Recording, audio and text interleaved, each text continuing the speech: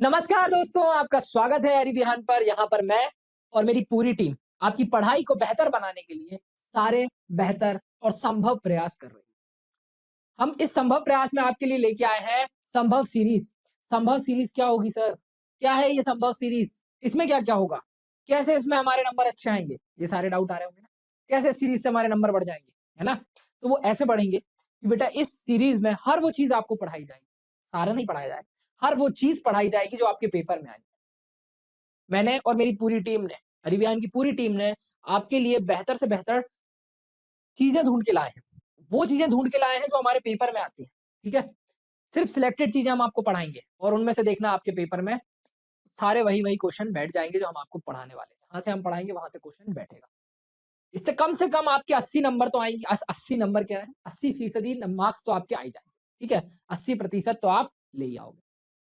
कम से कम 80% तो आप ले आओगे, ठीक है? तो इस सीरीज में हम क्या-क्या पढ़ेंगे बेटा? इस सीरीज में हम इम्पोर्टेंट क्वेश्चंस पढ़ेंगे, इम्पोर्टेंट टॉपिक्स पढ़ेंगे, ठीक है? प्रीवियस ईयर में जितने क्वेश्चंस आ चुके हैं, उन सबको सॉल्व करके हम आपको बताएँगे और ये बताएँगे कि कैसे आप पेपर में लिखेंगे तो आपको पूरे नंबर मिलेंगे। क्योंकि देखो बहुत सारे बच्चों को आता सब कुछ है, लेकिन सही से नहीं लिख पाते, हैं, इसलिए उनके नंबर नहीं आते। फिर बाद में बोलते हैं कि सर वो लिख के तो सब आए थे, पेपर तो बढ़िया गया था, लेकिन नंबर नहीं आए, है ना? बहुत सारे लोगों का यही कंप्लेंट होती है।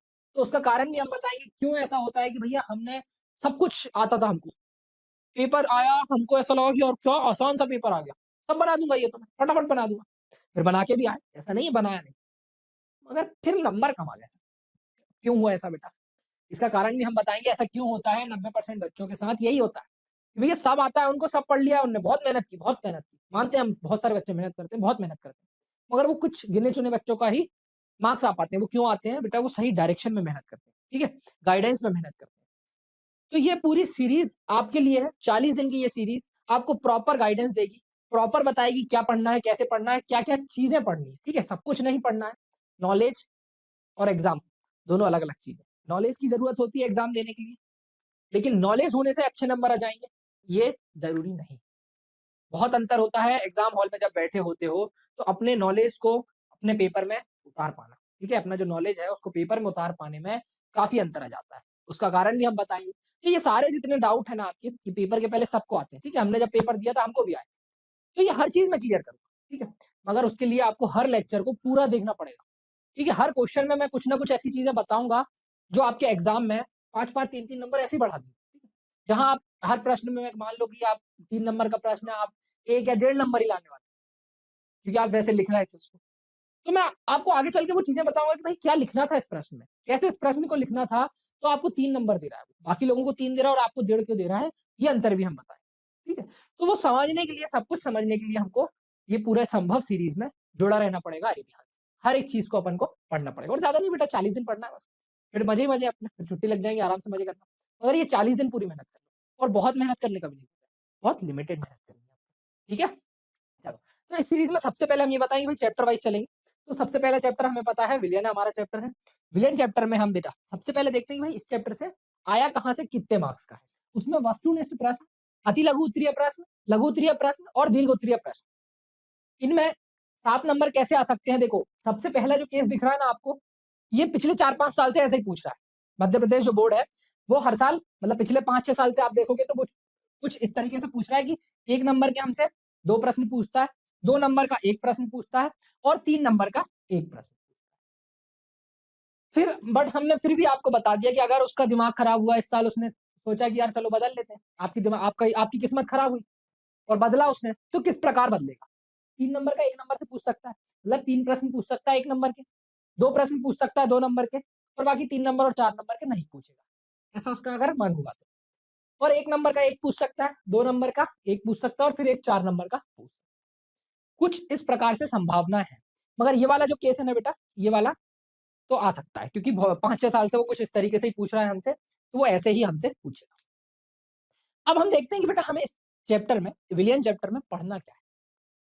जो हम चीज़ लेके आए ना वो बिल्कुल ऐसी चीज़ लेके आए हैं कि वो पेपर में ही आएगी। फालतू की चीज़ नहीं लेके आए। बहुत बड़ा चैप्टर है विलियन तो। मगर हमको क्या पढ़ना है? कौन से क्वेश्चन सॉल्व करने हैं? वो चीज़ हम बताएँगे। पहले हम पूरे टॉपिक समझाएँगे, हेनरी का नियम समझाएँगे, राउल्ट का नियम समझाएँगे, अणु संख्या गुणधर्म, चारों गुणधर्म समझाएँगे हम आपको। फिर उसके बाद उससे मिलते-जुलते ये तीनों टॉपिक से आने वाले प्रश्न हम आपको करके दिखाएंगे। एक एक प्रश्न करके दिखाएंगे कि कैसा कैसे पूछ सकता है।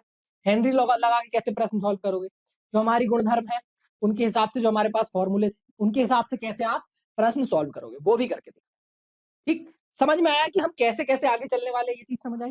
तो अब आगे बढ़े और देखते हैं बेटा हेनरी का नियम। हेनरी का नियम देखने के पहले हम आपको कुछ चीजें बताते हैं विलियन के बारे में। सबसे पहले तो एक चीज बताओ भाई, विलियन क्या होता है?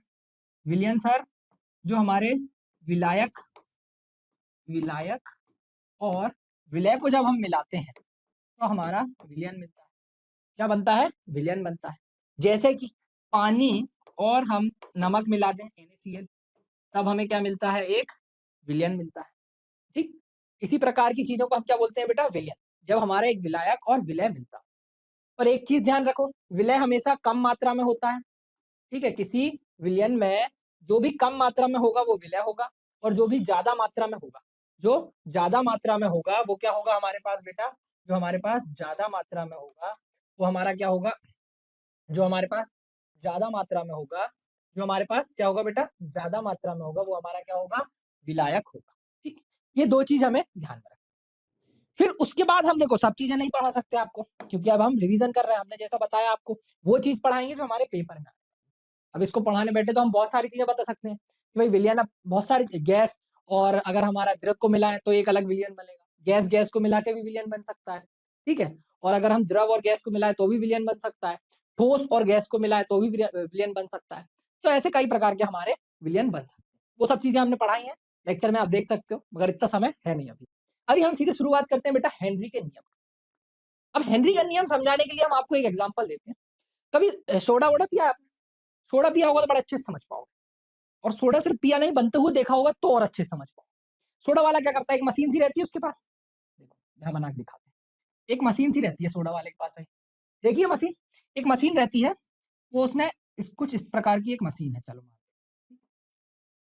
ठीक है, डायग्राम थोड़ा सा गंदा रहेगा मगर समझ में जरूर आ जाएगा अगर आपने सोडा पिया है और उसको बनते हुए देखा है। उसके पास कुछ इस प्रकार की बोतल होती है। ठीक है, कुछ इस प्रकार की बोतल होती है। ठीक है, कुछ इस प्रकार की बोतल होती है। एक आंटी होती है उसमें। ठीक है, वो वाली आंटी नहीं भाई, बॉटल में आंटी होती है। ठीक है, अब वो आंटी क्या करती है? आंटी यहाँ लगा देता है और पानी भर देता है। ठीक है, इस प्रकार से 3 लोगों के लिए वो सोडा बना रहा है। उसने सोडा बनाया, तीनों में उसने ये आंटी लगा के रखी। अभी हम तीनों नहीं बना रहे, यहाँ बनाते हैं। ठीक है, उसने क्या करा? इसके अंदर रखा, यहाँ पर, यहाँ से गैस आती है उसकी। ठीक है, अभी हम बताएंगे कैसे आती है। यहाँ पर उसने ये बॉटल लगाई। समझ में आएगा धीरे से, है ना? अभी ये देखी होगी तो वैसे ही तुम समझ जाओगे कि सर क्या होता है। अभी देखो, ये बनाई एक आंटी, यहाँ पे आंटी आ जाएगी। ये हमारी बॉटल हो गई, सोडा की बॉटल हो गई। हमारे पास सोडा की बॉटल हो जाएगी, सोडा की बॉटल, इनमें पानी भरा था उसने। ठीक है, अब उसके बाद वो क्या करता है? ये जो मशीन रहती है वो तो कुछ नहीं करता, क्या ऐसे खोलता है और ये तीनों की तीनों बोतल अंदर लगा देता है। अब यहाँ से क्या होता है? एक पाइप रहता है, यहाँ पर एक ये मशीन रहती है जिससे उसे पता चलता है कितना प्रेशर लगेगा। ठीक, प्रेशर लग रहा है, और यहाँ से एक गैस रहती है, CO2 गैस मान लेते हैं। यहाँ से हमारी गैस जाती है, क्या जाती है बेटा? गैस जाती है, मान लेते हैं। और यहाँ पे एक मशीन होती है जिसको वो घुमाता है। ठीक, ऐसे ऐसे ऐसे ऐसे करके घुमाता है, और उसको अनुमान रहता है कितना प्रेशर मुझे यहाँ से लगाना, कितना दाब मुझे यहाँ से भेजना है। अब होता क्या है देखो, जहां यहाँ से वो जितना दाब भेजता है, ठीक, जितना दाब, सॉरी, यहाँ से जितना दाब लगाता है वो, यहाँ से उतनी गैस जाती है, उतनी गैस इनके अंदर भराती है। अब जितना तुम दाब लगाओगे गैस उसमें उतनी भराएगी। अब जहां यहाँ से गैस लगाते जाएगा, गैस भरते जाएगी, ये आंटी नीचे आते जाएगी, नीचे आते जाएगी। अब ये यहाँ जाएगी और ये गैस पूरी हमारी यहाँ पे। अब उसको पता रहता है कि कितने तक हमको प्रेशर लगाना है, कितनी देर तक घुमाना है। अब उसने उतनी देर तक घुमाया, फिर उसको पता, उसने निकाला। अब आपको दिया और टक करके जब खोलता है तो ऐसी आवाज आती है ना, टक करके। क्यों आती है? क्योंकि उसमें बहुत, उसने एक क्षमता तक भर दिया है, इतनी देर तक भर दिया है कि बस फटे ना। और बस जब जैसे ही वो खोले तो पूरी की पूरी CO2 तुम देखते हो उसमें से बाहर निकलती है, ऐसा झाग जैसा बनता है ना, बनते हुए देखा, वो झाग बना। अब यहाँ पे लगा बेटा हेनरी का नियम। हेनरी भैया ने एक दिमाग लगा दिया, हम तो कर रहे थे, इंडिया में तो लोग इनको सालों से ऐसी चीजें कर रहे थे, मगर हेनरी भैया आए, उन्होंने कहा देखो ये हो क्यों रहा है, कैसे हो रहा है कि जितनी मात्रा में तुम प्रेशर लगा रहे हो यहाँ से, उतनी मात्रा में गैस भरा रही है। फिर से सुनो, जितनी मात्रा में प्रेशर लगा रहे हो उतनी मात्रा में गैस भरा रही है। तो इनने कहा कि देखो भैया, जो तुम्हारी प्रेशर है, तुम्हारा प्रेशर दाब है, जितना तुम्हारा दाब होगा उतनी ही गैस भराएगी। बहुत आज सिंपल सी चीज थी, सालों से लोग सोडा पी रहे हैं, मगर बताया किसने? हेनरी भैया ने। सोचा उनने उसके बारे में, यार ये क्यों हो रहा है ना, कि हम जब प्रेशर लगा रहे हैं उतना ही गैस जाके बैठ रहा है, जितना हम प्रेशर दे रहे हैं, जितना हम दाब लगा रहे हैं, उतना ही जाके हमारी गैस सोडा बॉटल में घुस रही है। यहां तक तो ठीक था, यहां तक तो हम बहुत आसान चीज थी, मगर बात ये आई कि हेनरी भैया ने कहा देखो, अब तुम इससे देखोगे, इससे नापोगे गैस को तो मजा नहीं आएगा, ठीक, इससे नापोगे गैस को तो नाप नहीं पाओगे, ठीक है, गैस के मास से नापोगे तो नहीं नाप पाओगे। उन्होंने कहा इसके अंश निकालो, जो तुम्हारे पास गैस है ना, जो तुम गैस भेज रहे हो बॉटल में, उसके अंश निकालो। और अंश कैसे? मोल अंश निकालने पड़ेंगे। अब जैसे हमारी गैस इस पानी में जब घुल गई, ठीक है, मान लो CO2 आई थी जो कि इस पानी में जाके घुल गई, अब इसकी हमें क्या करनी है? गणना करनी है। अब इसकी अगर गणना करनी है तो कैसे करेंगे? मोल अंश से। उन्होंने कहा भैया जो हमारी कार्बन डाइऑक्साइड थी उसके मोल अंश निकालो। क्या निकालो बेटा? मोल अंश। इसलिए फिर उनने एक फॉर्मूला दिया हमको, ठीक है, उनने कहा जो प्रेशर है, जो दाब तुम लगा रहे हो, वो किसके बराबर रहेगा, किसके समान रहेगा? वो उसके समान रहेगा मोल अंश के। अब ये मोल अंश किसके समान है? किसके मोल अंश है? ये मोल अंश है बेटा गैस के। किसके मोल अंश है ये? गैस के। तो गैस किसमें? द्रव में जो गैस है, तो कैसे लिखेंगे हम? द्रव की गैस, द्रव में गैस, ठीक है, द्रव में गैस। समझ आया? जो हमारे द्रव में गैस है, उस गैस के मोल अंश हमें यहां पर निकाल, जितने मोल अंश आएंगे उतना ही प्रेशर लग रहा है, जितना प्रेशर लगा रहे हैं उतने ही मोल अंश। ये किसने बताया भैया? हेनरी भैया ने बताया। किसने बताया? हेनरी भैया ने बताया। देखो सीधी सी बात थी, क्योंकि अगर अपन एक्स ए भी लिखेंगे तो कैसे लिखोगे? मोल अंश कैसे लिखोगे? Mole of CO2। किसके मोल है बेटा? CO2 के मोल है, और यहाँ पर पानी के मोल प्लस मोल CO2 के, दोनों का सम करेंगे। अब ये कब बढ़ेगा बेटा? ये जब बढ़ेगा सर, जब हमारे मोल बढ़ेंगे CO2 के। तो CO2 के मोल बढ़ाते जाओ और हमारा क्या बढ़ाते जाओ? मोल अंश बढ़ाते जाओ CO2। इसका मतलब ये हुआ कि भैया हेनरी लॉ कह रहा है कि दाब बढ़ाएंगे तो जो हमारी क्या है, जो हमारी गैस है उसके मोल अंश बढ़ेंगे द्रव में, मोल अंश बढ़ेंगे द्रव में, ठीक। फिर उसके बाद उसने ये जो हमारा कांस्टेंट है इसको किससे हटाया? उनने खुद के नाम से एक हेनरी का नियतांक दिया। क्या दिया बेटा? हेनरी का नियतांक, और इसको बोल देंगे हेनरी कांस्टेंट, ठीक है, हेनरीज कांस्टेंट ये भी बोल देंगे, ठीक है। समझ में आया? इससे हमें ये भी पता चल जाएगा कि H इज दाब, जितना दाब लगा रहे हो उसको मूल अंश से भाग कर देते हैं, ठीक है। ये हमारा हेनरी का क्या निकल आएगा? कांस्टेंट और हेनरी नियतांक, ठीक है। अब यहाँ पे हमें हेनरी का नियम तो समझ में आ गया कि भैया जैसे जैसे दाब बढ़ाएंगे उतने उतने मोल अंश हमारे बढ़ते जाए, मगर यहाँ पर कुछ सीमाएं भी रह गई। उनकी कुछ सीमाएं ये थी कि बेटा यह केवल कम दाब और उच्च ताप पर ही लागू होता है। हेनरी का नियम कब लागू होता है? दाब कम रखेंगे और तापमान ज्यादा रखेंगे। अगली बात इन्होंने कही थी गैस का विलयन में संगठन या वियोजन नहीं होना चाहिए। जो हमारे पास गैस है उसका संगठन, इसका मतलब है बेटा जो हमारी गैस है ना उसकी आणविक अवस्था द्रव और गैसीय में दोनों में एक जैसी होनी चाहिए, अलग अलग नहीं होनी चाहिए, ठीक। अगला कह रहा है गैस एवं विलायक के मध्य कोई रासायनिक क्रिया संपन्न नहीं होनी चाहिए। जैसे अगर NH3 को तुम पानी में मिलाओगे तो NH3 क्या करता है बेटा? पानी में घुल जाता है। NH3 पानी के साथ घुलता नहीं, रिएक्ट कर लेता है। क्या कर लेता है? अभिक्रिया कर देता है और हमें क्या दे देता है? हमें देता है NH4OH। अब ये हो जाएगा तो फिर हम यहाँ पर हेनरी लॉ लगा ही नहीं पाएंगे, ठीक है। दाब कैसे आप बढ़ाओगे? गैस ही दोनों में अभिक्रिया हो गई, गैसों के बीच में, ठीक, गैस और द्रव के बीच में। फिर उसके बाद जो महत्वपूर्ण चीज है हमारे पास, अनुप्रयोग। अगर हेनरी लॉ आपसे पूछ रहा है, ठीक है, अगर उसको लिखवाना है, न्यूमेरिकल नहीं दे रहा है हेनरी लॉ से, तो कैसे ना कैसे करके बेटा वो आपसे अनुप्रयोग पूछ लेगा। क्या पूछ लेगा? अनुप्रयोग पूछ लेगा।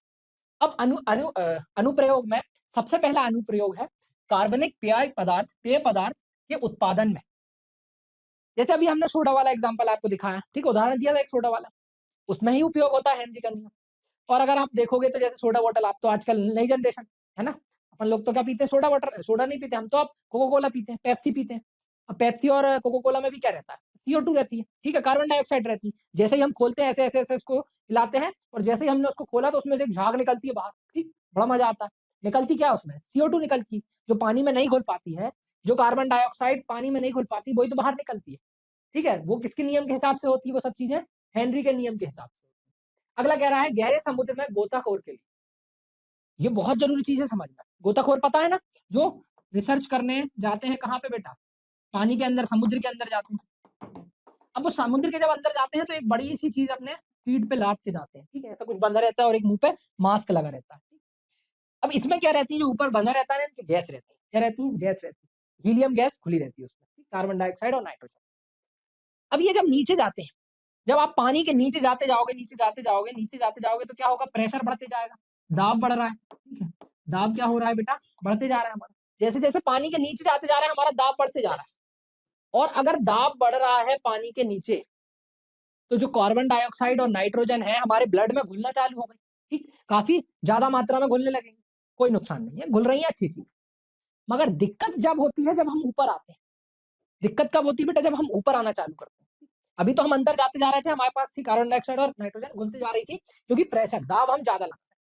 लेकिन जैसे ही हमने ऊपर आना चालू किया, तो जैसे तुमने जैसे पेप्सी की बोतल खोली ना, वैसे ही वो कार्बन डाइऑक्साइड और नाइट्रोजन भागने की कोशिश करती है, एकदम से निकल के भागती।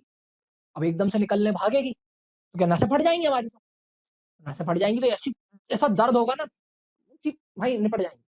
मगर इसको ही रोकने के लिए हीलियम गैस मिला देते हैं। ये जो बांध के ले जाते हैं ना, इसमें हीलियम की गैस मिला देते हैं, क्योंकि हीलियम की गैस तो समुद्र की जो दाब है ना, समुद्र में, समुद्र की वजह से जो दबाव लग रहा है हमें, ये समुद्र का पानी, उसकी वजह से जो दबाव लग रहा है, वो भी हीलियम गैस को तो नहीं घोल पाता, हीलियम गैस को नहीं घोल पाता।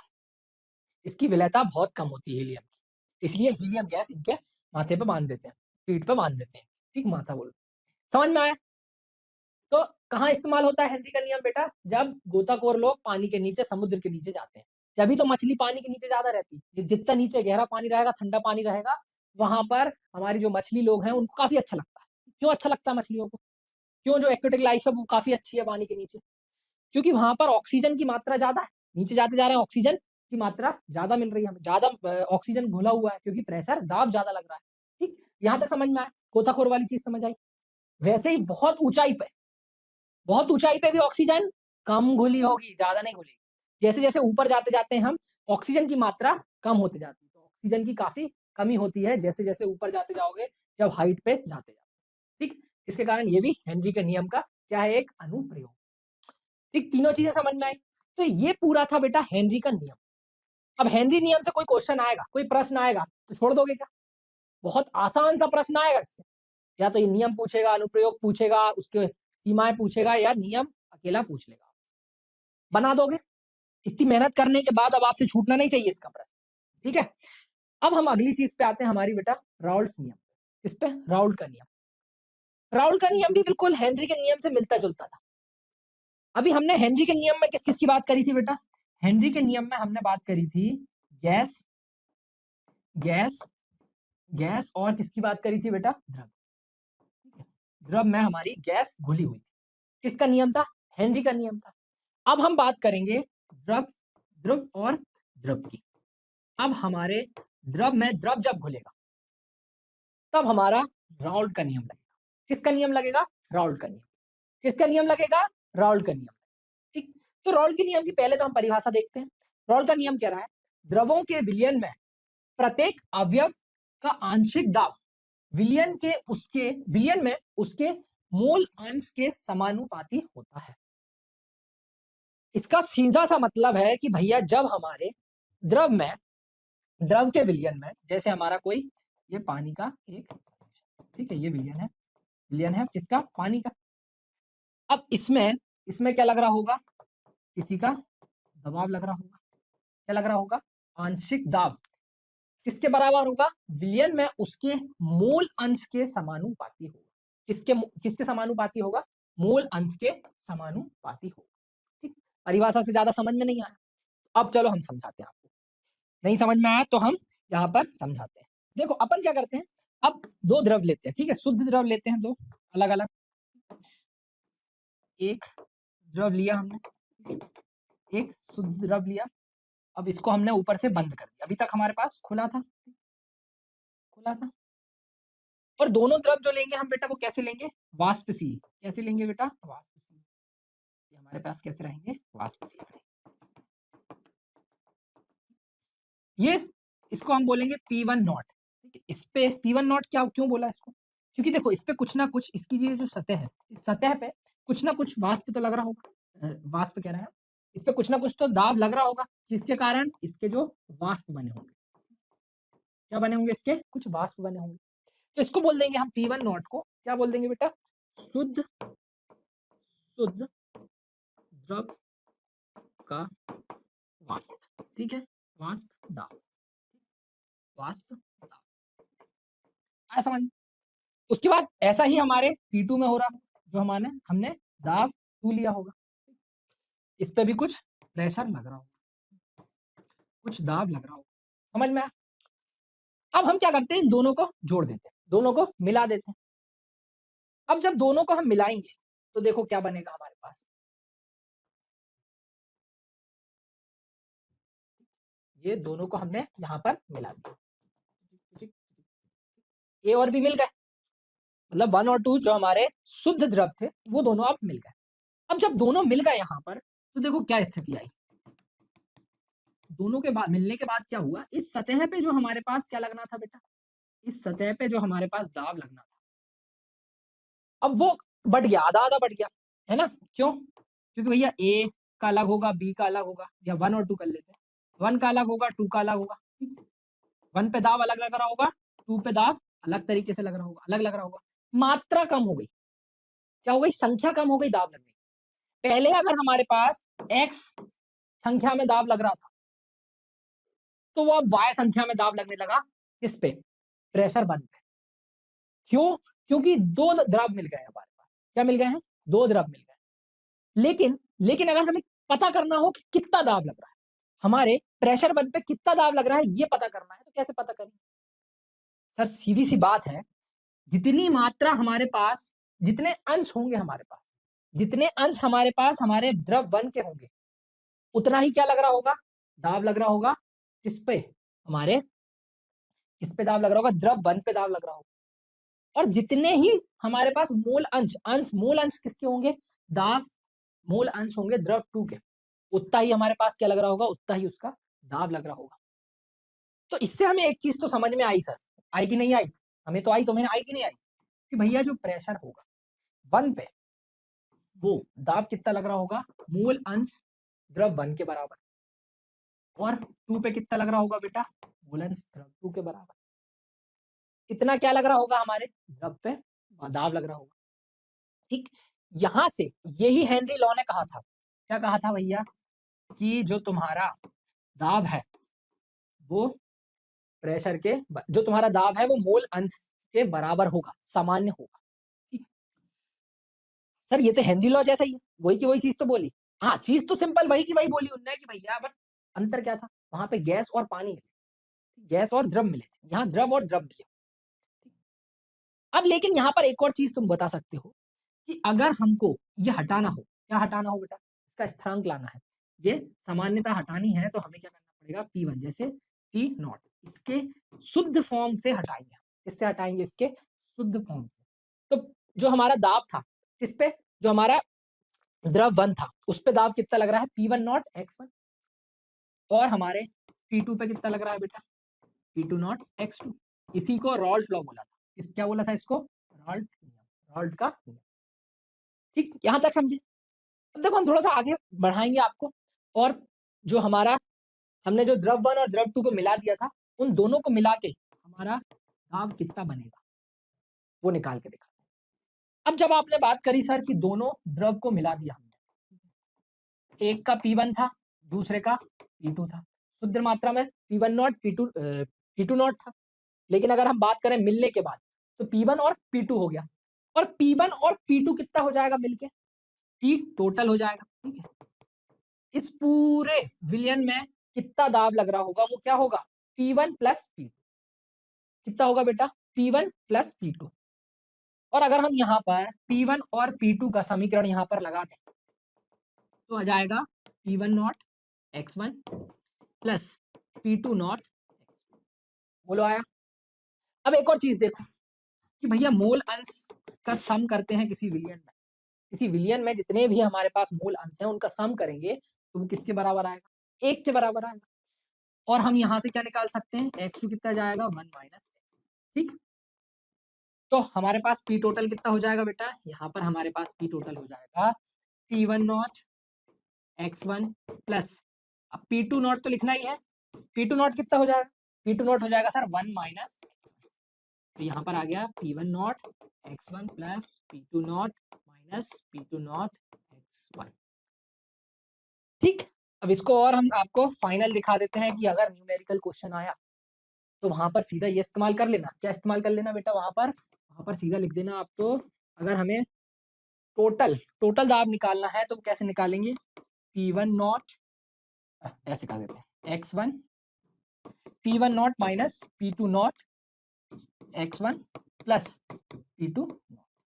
ये आपका टोटल दाब आ जाएगा किसी भी विलयन में जब दो द्रव मिले हों। ठीक है, ध्यान में रखना, दो द्रव के लिए लगता है। ठीक है, द्रव के विलयन जो बनते हैं उनमें हमारा राउल्ट का नियम लगता है। आया समझ में बेटा? अब इसका प्रश्न आया तो फटाक से देखते से ही फॉर्मूला याद रखेंगे, निकालना भी आता है हमें फॉर्मूला कैसे निकालते हैं, और हम इसको फटाक से लगा। राउल्ट नियम खत्म, हेनरी नियम खत्म। अब हमारे पास आए अणु संख्या गुणधर्म। अणु संख्या गुणधर्म मतलब कॉलिगेटिव प्रॉपर्टी। चार चीजें होती हैं कॉलिगेटिव प्रॉपर्टी, किस किसकी होती है? वाष्प दाब का अवनमन, क्वथनांक का उन्नयन, हिमांक का अवनमन, या फिर पराशरण दाब। ये चार चीज पढ़ेंगे। उसके पहले एक चीज बताते हैं, अणु संख्या गुणधर्म जो होते हैं, अणु संख्या गुणधर्म या कॉलिगेटिव प्रॉपर्टी, इनकी एक अच्छी चीज ये होती है कि जो हमारा विलय है उसकी मात्रा पर डिपेंड करते हैं, उसकी मात्रा पर निर्भर करते हैं, ना कि उसके स्वभाव पर। जैसे अगर हम बताएं कि किसी विलयन में आपने NaCl लिया, क्या लिया बेटा? आपने NaCl नमक मिलाया, या फिर आपने KCl मिलाया, तो उस विलय में अगर आपको उसका relative lowering of vapour pressure, वाष्प दाब का अवनमन निकालना है, या फिर क्वथनांक का उन्नयन निकालना है, तो उसे उससे कोई मतलब नहीं है कि आपने NaCl लिया है कि KCl लिया है। उसे सिर्फ इस बात से मतलब है कि आपने NaCl अगर लिया है तो कितनी मात्रा में लिया है, KCl अगर लिया है तो कितनी मात्रा में लिया है। उसे कोई फर्क नहीं पड़ता कि आपने NaCl लिया है या फिर KCl लिया है। तो ये जो चारों चीजें हम पढ़ने वाले हैं, चारों गुणधर्म हम जो पढ़ने वाले हैं, इनमें एक चीज हमें ध्यान में रखना है कि हम कितनी मात्रा में विलय ले रहे हैं उससे हमें फर्क पड़ेगा, कौन सा विलय ले रहे हैं इससे हमें कोई फर्क नहीं पड़ेगा। ठीक, यहां तक चीजें समझ में आए? आगे बढ़े आप। आगे बढ़ते हैं बेटा। देखो थोड़ा सा हमको पढ़ना पड़ेगा, है ना पेपर। अभी हम थोड़ी सी चीज समझा देते हैं आपको कि हम ये चीजें इतना समझा क्यों रहे हैं, क्योंकि ये इतनी जरूरी चीजें हैं जो हमने निकाल के लाए हैं पूरी बुक में से, पूरे सॉल्यूशन चैप्टर में से हम आपको जो निकाल के लाए हैं वो इतना जरूरी है कि उसका पेपर में आने के चांसेस 90-95 से 100% इनसे बाहर नहीं आएगा। तो थोड़ी सी मेहनत आपकी भी लगेगी, आपको भी थोड़ी सी मेहनत करनी पड़ेगी हमारे साथ। थोड़ा सा आप सपोर्ट करो, पूरी मेहनत हम करके दे रहे हैं आपको, सब कुछ निकाल के दे रहे हैं, सारी जरूरी चीजें निकाल के दे रहे हैं, तो थोड़ा सा बस समय दे दो आपका, और थोड़ा सा दिमाग लगा दो। तो लिख के ले लो, आपको केमिस्ट्री में, रसायन विज्ञान में आपके नंबर, आप खुद ही चमक जाओगे कि इतने खतरनाक नंबर हमारे कैसे आ गए, इतने ज्यादा नंबर आ कैसे गए, हम तो इसके लायक ही नहीं थे। बस ये थोड़े से दिन, इन दिनों में दोस्ती यारी सब भूल जाओ। ठीक है, घर परिवार को भी बोल दो भैया अब हम पढ़ाई कर रहे हैं, आप बिल्कुल डिस्टर्बेंस मत करो। छोटे मोटे डिस्टर्बेंस होते हैं, दूध ले आओ ये ले आओ, अभी कुछ दिनों के लिए सब बंद, सिर्फ पढ़ाई पे ध्यान। कहाँ ध्यान बेटा? सिर्फ पढ़ाई पे ध्यान। इतने ये जो बचे हुए दिन है ना हमारे पास, ये बहुत जरूरी है। इसके बाद हमारा जीवन पूरा इसी के हिसाब से चलेगा जो हमारे 12वीं में अंक आने वाले हैं। तो बस अब सीरियस हो जाओ और पढ़ाई पे ध्यान दो। हम चीजों को अच्छे से बता रहे हैं, अंदर डिटेल में जा जाके बता रहे हैं। क्यों बता रहे हैं? कुछ भी चीज मिस नहीं होनी चाहिए, वो चीज मिस नहीं होनी चाहिए जो पेपर में आने वाली। ठीक है, चलो ज्यादा ज्ञान नहीं देंगे, पढ़ाई पे ज्यादा ध्यान देंगे, हम भी समय आपका खराब नहीं करेंगे। शुरुआत करेंगे बेटा अपन किससे? वाष्प दाब का अवनमन। तो वाष्प दाब का अवनमन कहता है, अवनमन सबसे पहले समझो, अवनमन क्या होता है बेटा? कमी। अवनमन मतलब शुद्ध हिंदी में इसको बोलते हैं कमी। तुम्हारे वाष्प दाब में कमी आ रही है, कैसे आ रही है? सबसे पहले तो हम एक शुद्ध विलायक लेते हैं, पहले इसको फील कराएंगे पूरा, ठीक? सीधा फॉर्मूला नहीं निकलवाएंगे, नहीं तो हम फॉर्मूला निकलवा सकते हैं, आपको बता सकते हैं, आप आराम से पेपर में लिख सकते हैं, बट अभी हमको फील करा देंगे, आपको 2 मिनट 5 मिनट लगेंगे, बस पूरा फील करा देंगे कंसेप्ट, ठीक? जैसे एक विलायक लिया हमने, एक शुद्ध विलायक लिया, शुद्ध एक विलायक लिया अपन ने,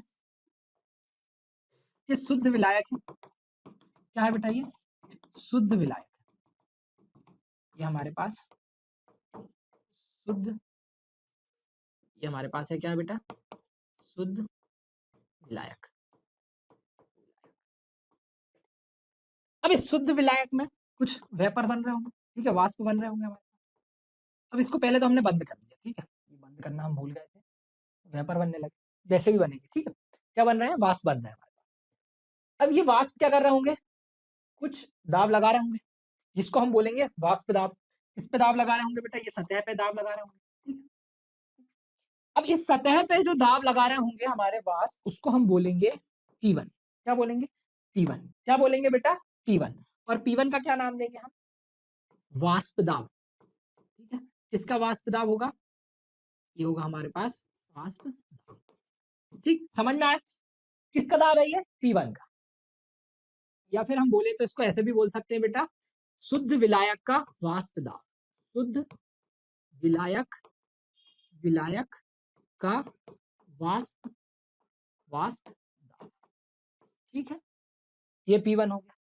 अब हमने क्या करा? अभी इसमें कुछ P1 क्या लग रहा होगा? वाष्प दाब लग रहा होगा हमारे शुद्ध विलायक।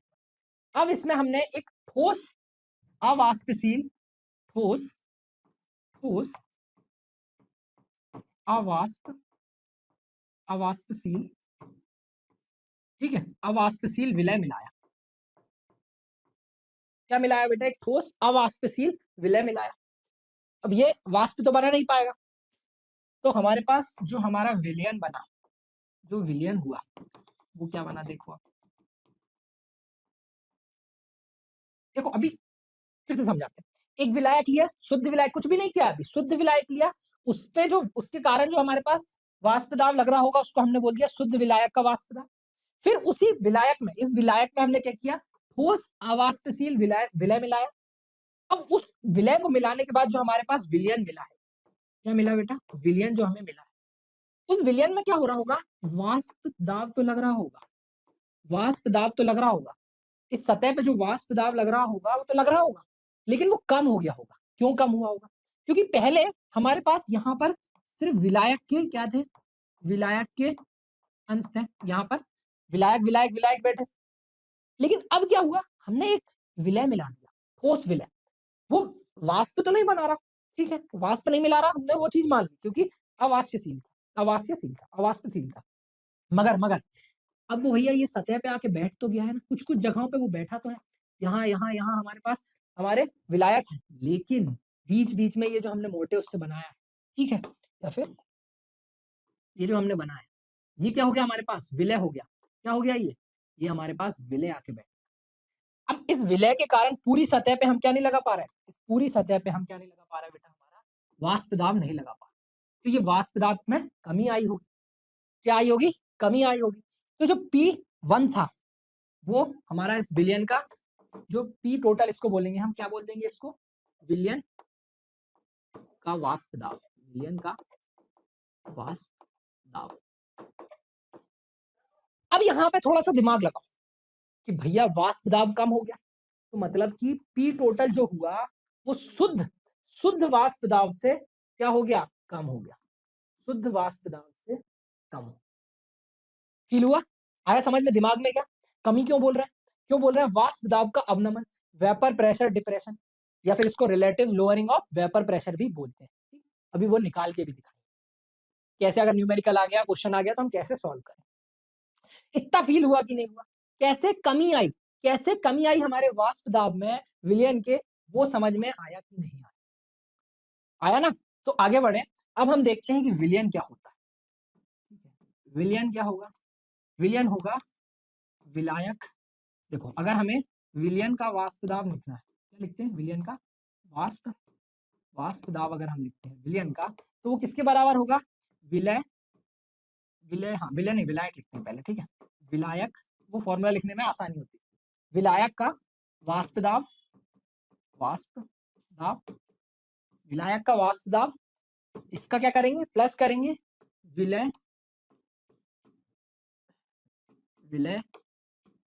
का वाष्प दाब से, विलय का वाष्प, बोलो आया समझ में? और विलायक का वाष्प दाब पी टोटल, विलय का वाष्प दाब पी टोटल, विलायक का वाष्प दाब P1 और विलय का वाष्प दाब हो जाएगा। लेकिन फिर वही बात, सर विलय तो हमने आवास्यशील लिया था, तो इसका जो P2 हो जाएगा फिर इसको 0 कर देंगे, इसमें कौन सी बात? P2 क्या हो जाएगा? 0 हो जाएगा। पूरा समझाएंगे एक एक चीज। P2 क्या हो जाएगा? 0 हो जाएगा। अब ध्यान से देखो, अब जो हमारे पास P टोटल है वो क्या बच गया? P1 के बराबर बच गया। किसके बराबर बन गया? P1 के बराबर बच गया। अब यहां पर लगाना पड़ेगा राल्ड्स का नियम, और राल्ड का नियम क्या कहता है? राल्ड का नियम कहता है कि भैया जो P1 है वो हो जाएगा P1 not into X1। P1 not क्या था? सर जो शुद्ध विलायक लिया था उसका जो वाष्प दाब था वो P1 नॉट था, ठीक। वो क्या था हमारे पास? P1 नॉट था। उसमें हमने शायद P1 लिख दिया होगा, तो उसको P1 नॉट कर लेना। वो क्या था? शुद्ध विलायक का क्या था बेटा? P1 नॉट, शुद्ध विलायक का वाष्प दाब। अब ये जो शुद्ध विलायक का वाष्प दाब है, ये सॉरी P1, अब इसको हम यहां ले आते हैं, किस पे? P1 है, P total equals to P1 naught X1 हो गया, ठीक है। समझ में आया? यहां तक हम कहां पहुंच गए? आप P टोटल जो हो गया सर वो हो गया P1 नॉट X, मोल अंश हो गए X। लेकिन हमें मोल अंश चाहिए किसके? मोल अंश हमको चाहिए जो हमने विलय मिलाया था, जो ठोस अवाष्पशील विलय मिलाया था, उसके मोल अंश चाहिए। तो हमें पता है किसी भी विलय में जो मोल अंश का सम होता है वो किसके बराबर होता है? 1 के बराबर। तो मोल अंश हमें अगर 2 के चाहिए, 1 के चाहिए, तो कितने जाएंगे? 1 माइनस X2। एक से माइनस कर दिया तो हमें क्या मिल गए? मूल अंश मिल गए किसके? 1 के। मूल अंश 1 के मिल गए, 1 माइनस X2, P टोटल हो गया। अब यहां से हमें मिल गया P equals to P1 naught minus P1 naught X2। यहां तक समझ में आया? अब ये P1 नॉट यहां ले आते हैं, तो ये बन जाएगा P total minus P1 naught equals to minus P1 naught, minus minus से पूरा से मल्टीप्लाई कर देते हैं, तो ये हो जाएगा P1 नॉट, और इसको यहाँ घुमा लेते हैं, P1 naught minus P total, ये हो गया P1 X2। बहुत जरूरी चीज है, ठीक है। यहाँ ले आते हैं इसको, P1 नॉट। अब यहाँ से तो मैं एक और चीज समझाएंगे, अभी देखो पूरा फील कराएंगे, एक एक चीज समझा देंगे, ठीक है। यहाँ पर देखो P1 naught minus P total की बात कर रहा है, ये वैल्यू क्या होनी चाहिए? प्लस होनी चाहिए, क्योंकि इनकी वैल्यू माइनस में तो आ नहीं सकती, मूल अंश माइनस हो नहीं सकते। हमारा वेपर जो वाष्प दाब लग रहा है वो भी ऋणात्मक नहीं हो सकता। तो इसका मतलब क्या हुआ? इसका मतलब हुआ कि ये वाली वैल्यू अगर धनात्मक आएगी, वो कब आएगी? जब ये वाली वैल्यू बड़ी होगी। ये वाली वैल्यू क्या होगी? बड़ी होगी, और ये वाली वैल्यू छोटी होगी। तो आ गया कि नहीं? पी टोटल जो है, जब विलय जो विलयन है उसका वाष्प दाब जो है वो कम आएगा, इससे शुद्ध विलायक के वाष्प दाब, ठीक। अब इसको ऐसे भी लिख लेते हैं बेटा, delta P equals to P1 naught X2 और del P by P1 naught X2। और ये जो पूरा बना इसको क्या बोलते हैं हम बेटा? इसको बोलते हैं वाष्प दाब में अपेक्षिक कमी, इसको relative lowering in vapour pressure भी बोला, ठीक है। अभी कहानी खत्म नहीं हुई। अब देखो, अब हमारे पास जो डेल P है, जो del P by P1 not आया, वो किसके बराबर आ गया? जो हमारे विलय है उसके मोल अंश के बराबर। और हम मोल अंश कैसे लिख सकते हैं sir? N2 by N1 plus N2 del P by P1 naught, ठीक। अब यहाँ पर एक चीज देखो, यहाँ पर एक चीज ये कर सकते हो कि भैया जो हमारे पास पानी के मोल है, पानी बोल दिया हमने, विलायक के जो मोल है वो बहुत बहुत बहुत ज्यादा है जो हमने विलय मिलाया उसके मोल से, तो हटा देते हैं। 1 लाख में एक वैल्यू आ रही तो भाई उसको हटाओ ना, हाँ रखना इसका, फिर इतनी सारी वैल्यू कैलकुलेशन करोगे दिक्कत आएगी, उसको अलग करो। Del P by P1 naught N2 by N1 हो जाएगा। ये वाला याद रखना। यहां से प्रश्न बनेगा, वाष्प दाब में अपेक्षित कमी किसके बराबर हो गई? N2 by N1। किसके बराबर हो गई? N2 by N1। ठीक, इसको क्या बोला जाता है? वाष्प दाब का अवनमन। बोलो समझ में आया?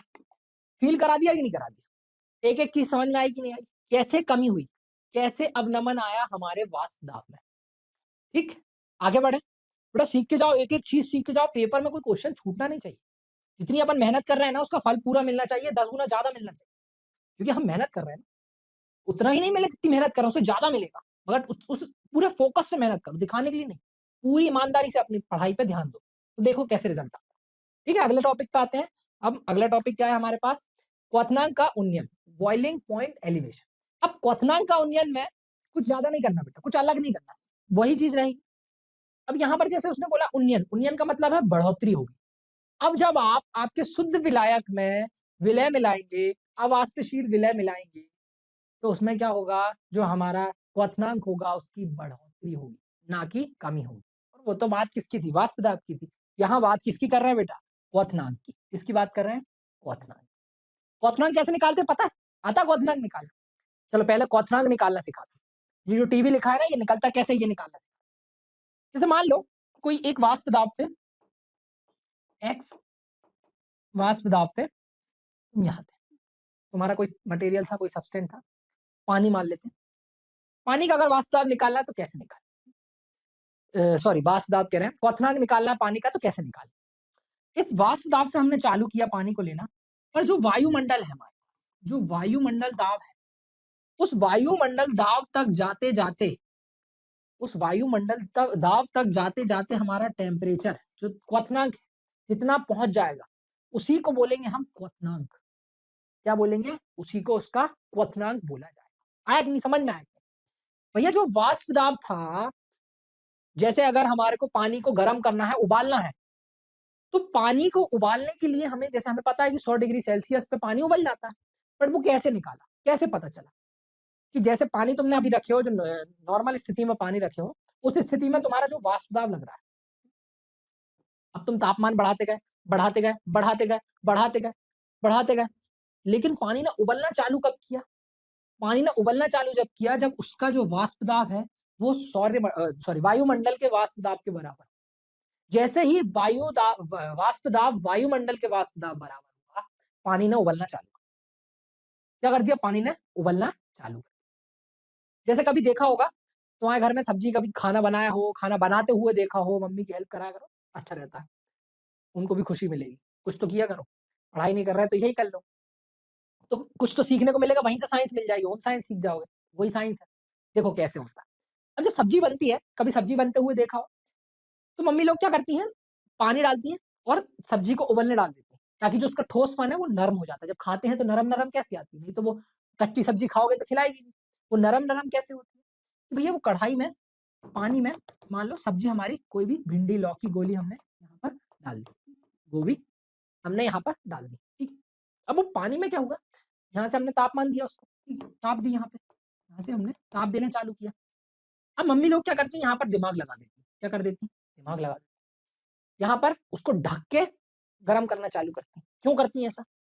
खुले में भी तो उसको हम तपा सकते थे ना, और सब्जी बन जाती।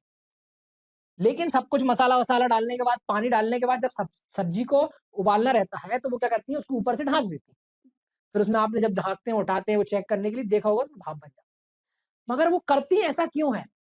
वो उसका कारण ये है बेटा, कि जब हम सब्जी बना रहे हैं, तो हमने क्या किया? यहाँ से ताप देना चालू किया। अभी तो पानी हमारा नॉर्मल स्थिति में, सामान्य स्थिति में, लेकिन गरम हुआ, गरम हुआ, गरम हुआ, गरम हुआ, गरम हुआ। एक समय ऐसा आएगा, ये जो वाष्प दाब था, ये वायुमंडल वाष्प दाब के बराबर हो जाएगा। फिर हमारा पानी उबलने लगेगा और सब्जी वहीं की वहीं रह जाएगी, क्योंकि जब तक पानी कुछ नहीं कर रहा, जब तक उसके पास तुम उसके क्वथनांक तक नहीं पहुंच रहा, बॉइलिंग पॉइंट तक नहीं पहुंच रहा, जब तक उसको कोई दिक्कत नहीं है। लेकिन जैसे ही तुम उस स्थिति में पहुंचे, तो वो सब्जी-वब्जी को तो छोड़-छाड़ के पानी उबलना चालू कर देगा, जब खुली स्थिति में रहे। लेकिन मम्मी लोग क्या करती हैं? इसको ढाँक देती हैं। अब उनने जैसे ही इसको ढाँका, भैया, अब क्या हुआ? अब इसका तापमान, जो इसका बॉइलिंग पॉइंट था, क्वथनांक था, वो बढ़ गया। क्या बढ़ गया? क्वथनांक बढ़ गया। और ये जो इसका बॉइलिंग पॉइंट है, जो क्वथनांक है, ये सब्जी है जो पानी है, वो देर तक उबलती रहेगी और अच्छी पकेगी। और एक और छोटा सा दिमाग लगाती है, पता है मम्मी लोग, मम्मी इसमें नमक और डाल देती है। क्या करती हैं? नमक डाल देती हैं पहले, ताकि नमक क्या करता है, अभी हम सिखाएंगे जब, क्वथनांक को बढ़ा देता है। नमक भी क्या है बेटा, एक तरीके से हमारा अवाष्पशील विलय है। क्या है? अवाष्पशील विलय है। तो देखो अब यहीं से हम कहानी शुरू करते हैं आपकी, कि भैया हमने क्या लिया, एक विलायक लिया, ठीक है, सब्जी बना रहे हैं, ये हमने सब्जी बना ली। इसमें हमने पहले तो ये हमारा शुद्ध विलायक है। क्या है बेटा? शुद्ध विलायक है। सब्जी छोड़ते हैं, अभी अपन साइंस पे आते हैं। शुद्ध विलायक है हमारे पास। ये क्या है बेटा? शुद्ध विलायक है। शुद्ध विलायक। अब ये क्या करेगा, इसके ऊपर से हमने ढका, तो ये हमारा एक इसका जो वाष्प दाब है वो वायुमंडल के वाष्प दाब बराबर होगा। तब उस स्थिति में हमारे पास इसका जो क्या आएगा बेटा, क्वथनांक आएगा, उसको हम बोलेंगे, अरे रे, टीबी। ठीक है, टीबी नॉट। किसका क्वथनांक है ये हमारे पास क्वथनांक है, अरे क्या है, क्वथनांक है किसका बेटा, ये क्वथनांक है हमारे शुद्ध विलायक का। बोलो आ रहा समझ में? किसका क्वथनांक है? शुद्ध विलायक। अब इसमें हमने मिला दिया नमक। क्या मिला दिया? नमक मिला दिया। उदाहरण दे रहे हैं, नमक क्या है? नमक है सर हमारे पास ठोस आ वाष्पशील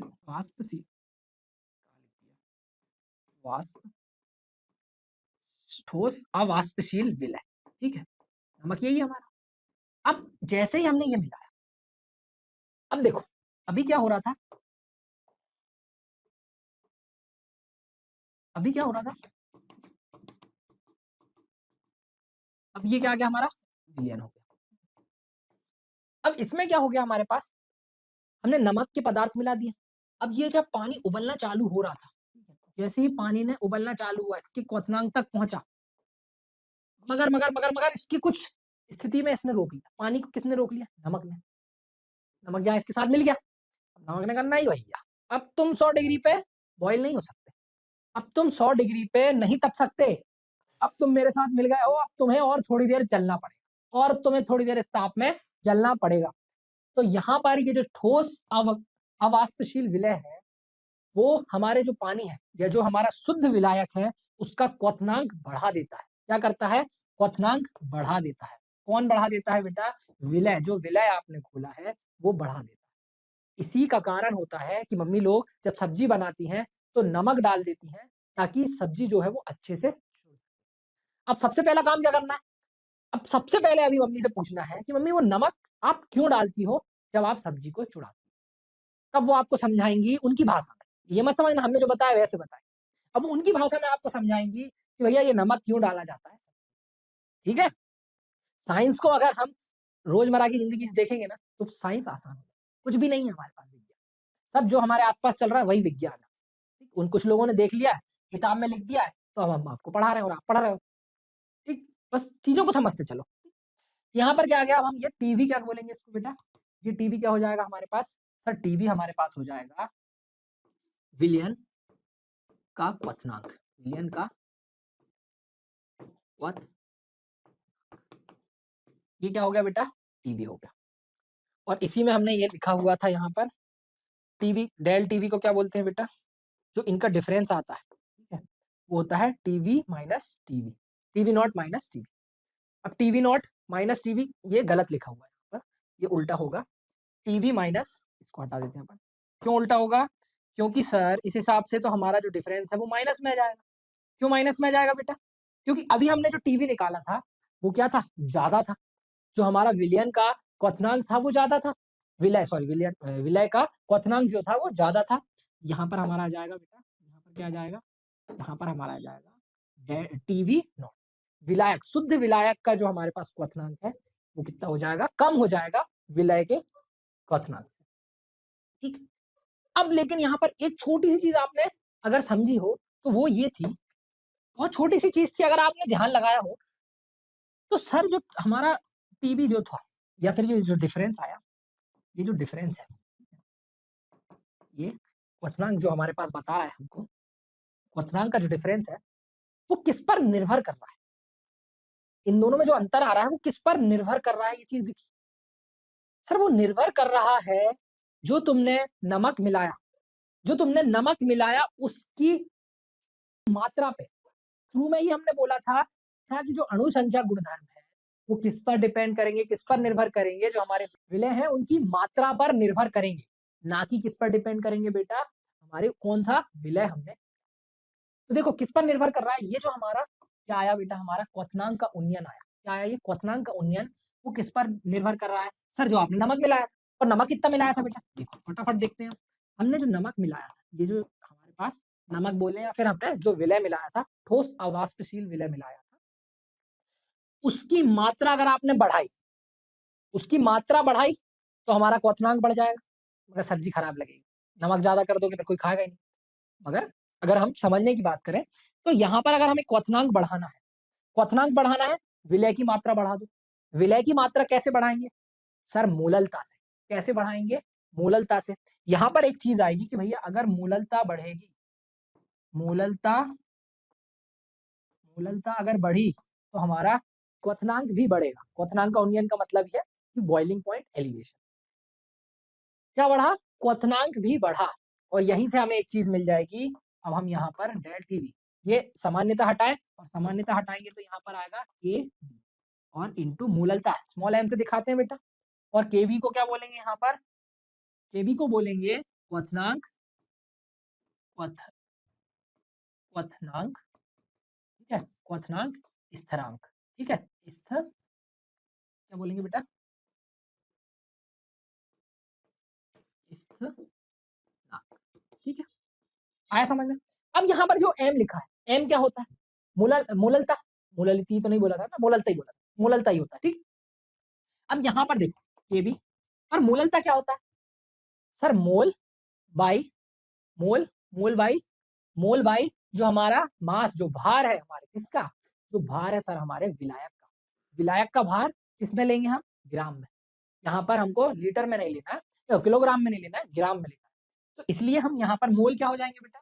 मोल मतलब कि सर विलय, विलय का भार, विलय का भार, विलय का भार वाई विलायक, विलायक का भार, विलायक का अणु भार, विलायक का अणु भार इंटू, इंटू क्या करेंगे बेटा? विलायक का भार, विलायक का अणु भार इंटू विलायक का, विलायक का भार, और ऊपर हमको 1000 का गुणा करना पड़ेगा क्योंकि जो हम भार ले रहे हैं वो ग्राम में लेंगे।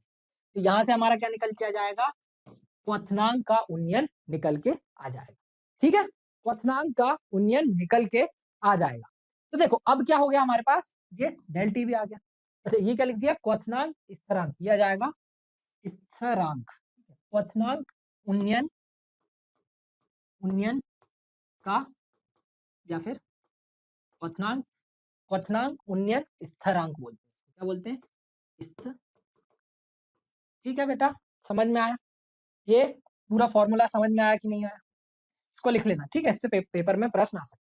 और अब हम आपको एक और चीज बता, आपसे विलायक का अणुभार पूछेगा।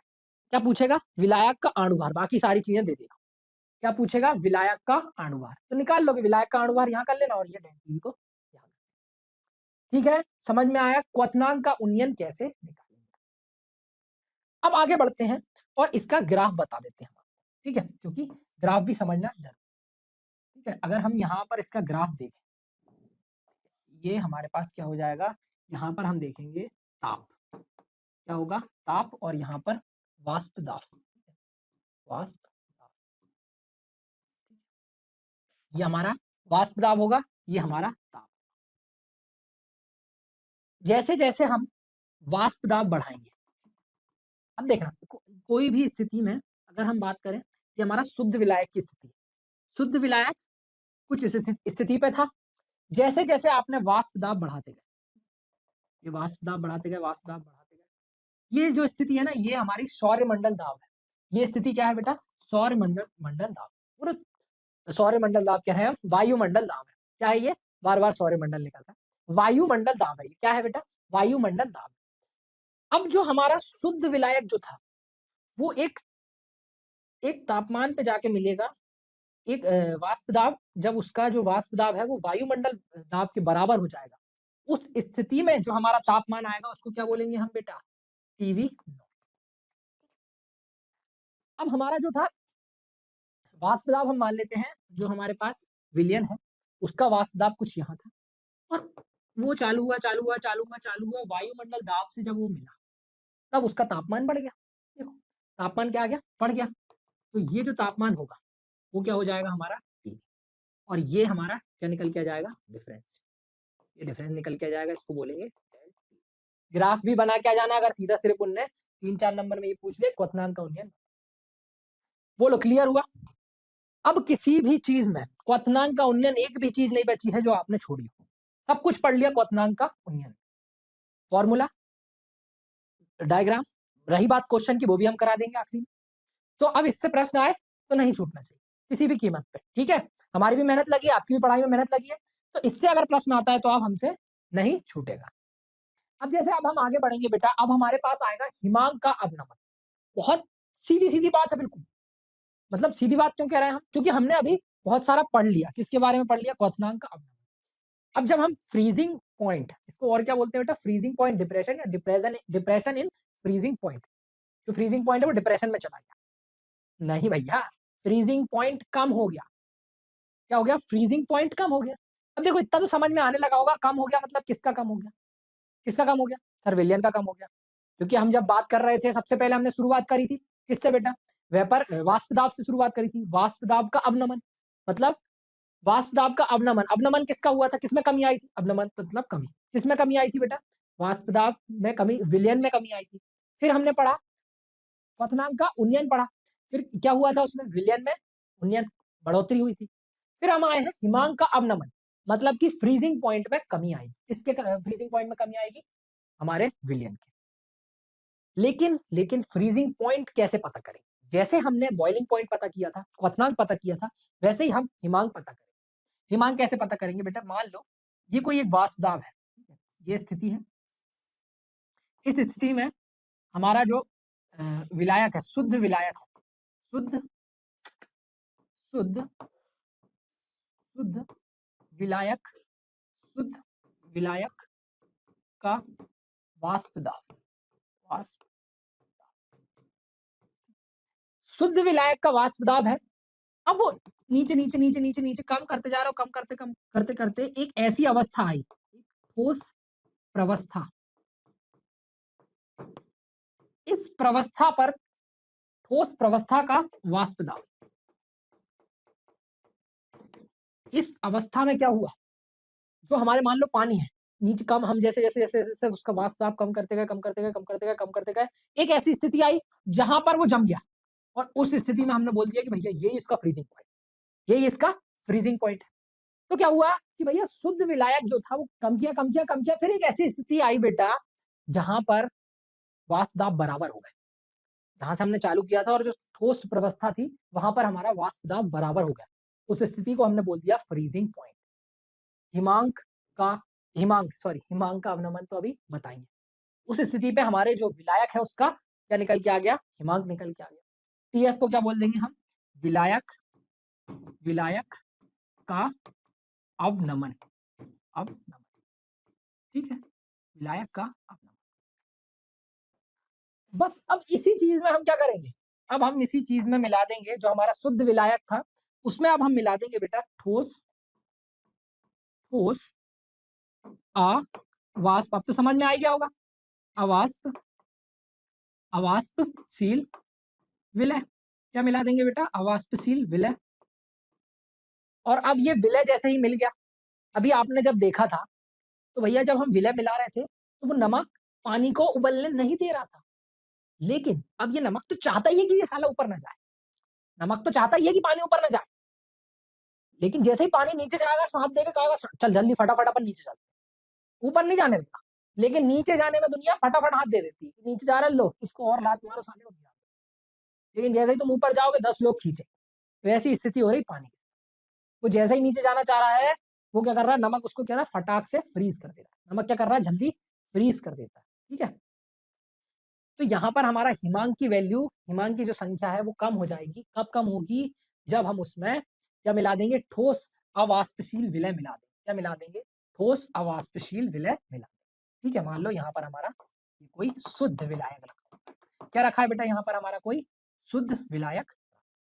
बोलो समझ में आया कि नहीं आया, ये उसका वाष्प दाब कुछ यहाँ पर जब आए तो उसका वाष्प दाब क्या हो गया बेटा, कम हो गया। विलय का वाष्प दाब क्या हो गया, विलय का वाष्प दाब हमारे पास कम हो गया। विलयन का वाष्प दाब क्या हो गया बेटा, कम हो गया।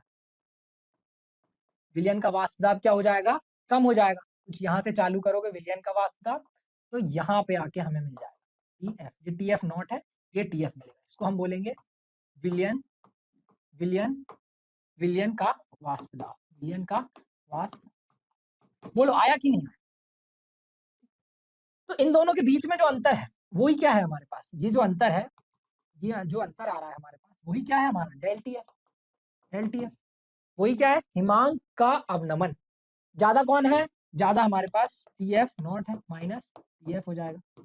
ये निकल के आ गया।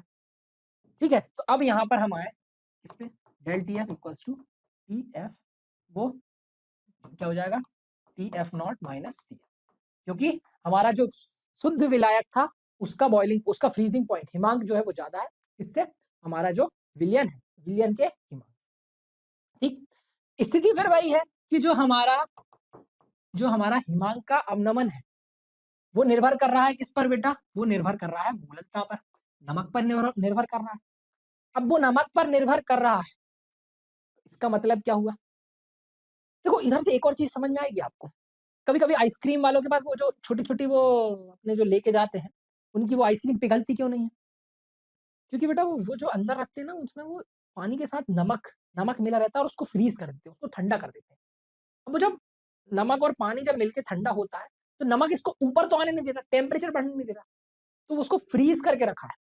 उसका तापमान हम भले ही हमारे जो नॉर्मल तापमान से वो मिल रहा है, लेकिन वो उसका तापमान नहीं बढ़ने दे रहा है। ठीक है, तो वो फ्रीजिंग करने में हेल्प करता है। क्या करता है, नमक फ्रीजिंग करने में भी हेल्प करता है। ठीक है, यहां तक चीज समझ में आई। अब हमने डेल TF डायरेक्टली प्रोपोर्शनल क्या कर दिया, मूललता के। ठीक, ये तो हमें पता ही है क्योंकि वो नमक के कारण ऐसी स्थिति हो रही है। फिर वही चीज आ गई, यहाँ पर ये जो हटाएंगे ये KF जो होगा इसको बोलेंगे बेटा मूलल, मूलल, मूलल हिमांक, हिमांक, हिमांक अवनमन, अवनमन स्थिरांक, स्थिरांक। ठीक है, समझ में आया। और इसको बोल देते हैं हिमांक अवनमन स्थिरांक, क्या बोल देते हैं, और बोल देते हैं इसको KF को हिमांक, हिमांक अवनमन, अवनमन स्थिरांक,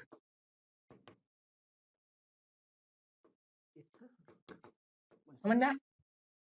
ठीक है, और मूललता का आपको फॉर्मूला तो पता ही है।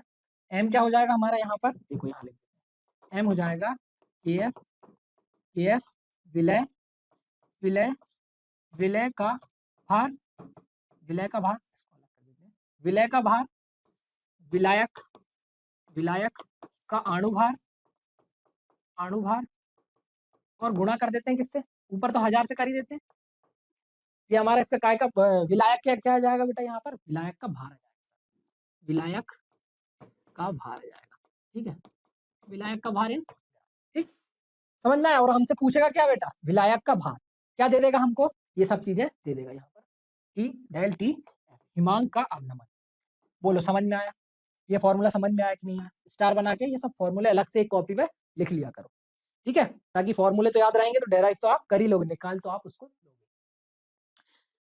ये बहुत जरूरी चीज थी, हिमांक का अवनमन। क्यों बहुत जरूरी चीज है, क्योंकि पिछले साल पेपर में हमसे को इतना ध्यान में नहीं आ रहा है, मगर ये दोनों चीज जो है ना हमारी बहुत जरूरी है। कौन कौन सी, क्वथनांक का उन्नयन और हिमांक का अवनमन। इन दोनों में से कोई एक पिछले ही पेपर में पूछा गया है, तो ज्यादातर संभावना है कि इनमें से कोई एक तो हमसे पूछा जाएगा जो पिछले साल नहीं पूछा। तो इन चीज को थोड़ा ज्यादा ध्यान से मैंने इसलिए पढ़ाया है क्योंकि इनके आने की संभावना 99% से ज्यादा है, तो इसको थोड़ा ध्यान से पढ़ाया गया। ठीक है, अब हम आखिरी बात करेंगे इसकी ग्राफ की। किसकी बात करेंगे? जैसे हमने वहां पर हमारा क्वथनांक का ग्राफ बनाया था, क्वथनांक का उन्नयन का ग्राफ बनाया था, अब हम यहाँ पर हिमांक का अवनमन का ग्राफ भी बना देते हैं। कोई बड़ी चीज है नहीं सर। इसमें जैसे हमने वहां पर एक स्थिति मानी थी, पेन सेलेक्ट कर लेते हैं। हमने एक स्थिति मानी थी कि ये जो हमारा है, ये जो हमारा स्थिति है, ये क्या है? ये पहले तो ये द्रव माना हमने, इसका विलायक का द्रव होगा, ठीक है? ये जो हमारा विलायक है, इसका एक द्रव होगा। मतलब कि अगर आप देखोगे तो आप तापमान बढ़ाओगे तो वाष्प दाब भी बढ़ रहा है, तापमान बढ़ाओगे तो वाष्प दाब भी बढ़ रहा है। अब यहाँ द्रव, हम विलायक के द्रव की बात करें, किसके द्रव की बात करें बेटा? विलायक के द्रव। तो इसको थोड़ा-सा हमको हटा देते हैं, ठीक है? रेड से क्या है, वो कलर हट रहा है। यहाँ से देखो, ये जो हिमांकित विलायक बनाया हमने, ठीक है? ये जो हिमांकित विलायक बनाया, ये हमने एक लाइन खींची, ये जो हमारा कुछ वाष्प दाब और तापमान के हिसाब से ये हमने एक हिमांकित विलायक बनाया। अब क्या होगा, हमने एक विलायक लिया, यहाँ से चालू किया, अब वो आते जा रहा, वो तो कम होते इस वाष्प दाब, जो हमारा ठोस प्रवस्था का वाष्प दाब था, उससे जैसे ही मिला, उस स्थिति पे जो हमारे पास तापमान था, वो हमारा क्या हो गया बेटा? सर शुद्ध विलायक का हिमांक हो गया। वैसे ही एक विलयन जो हमारे पास हुआ, जब हमने उसमें ठोस अवाष्पशील क्या मिलाया? विलय मिलाया। तो उसका हमने जब कम करते गए वाष्प दाब, तो वो जब एक स्थिति, इस स्थिति पे जब वो वाष्प दाब आया, तो उस स्थिति पे जो तापमान हमें मिला, उसको हमने बोल दिया हिमांक। क्या बोल दिया हमने? इसका हिमांक विलयन का हिमांक। इसका हिमांक आ गया विलयन का हिमांक। ये हमारे पास फॉर्मूला आ गया। तो ये, अब ये जो ग्राफ अगर आपसे पूछ ले, तो ये भी बना दोगे कि नहीं बना दोगे? ग्राफ बना दोगे? ठीक है? कोई भी चीज नहीं छूटी अब इसमें से, सारी चीज हमने आपको कवर कर दी। अब अगली बात करेंगे बेटा पराशरणीय दाब, या फिर इसको अपन बोलते हैं पराशरण दाब। क्या बोलते हैं बेटा इसको? इसको बोलते हैं पराशरण दाब। ये हटा देते हैं अपन, इसमें जाएगा पराशरण दाब, ठीक है? Osmotic pressure. इसको समझने के लिए पहले पराशरण समझना पड़ेगा। क्या समझना पड़ेगा बेटा? पराशरण। पराशरण समझाते हैं हम आपको। जैसे हमने ये देखो, एक स्ट्रक्चर बनाते हैं पहले। ये एक पराशरण का क्या है? स्ट्रक्चर है। थोड़ा सा अभी रुको, 2 मिनट समझा रहे हैं हम। इसमें क्या करना पड़ता है अपने को? कुछ इस तरीके का। अब इसमें यहाँ पर हमने एक शुद्ध विलायक भर दिया। क्या भर दिया यहाँ पर? एक शुद्ध विलायक भर दिया। यहाँ पर एक शुद्ध विलायक भरा, और यहाँ पर लगाते हैं एक हम क्या? अर्ध। यहाँ पर हम लगाते हैं अर्ध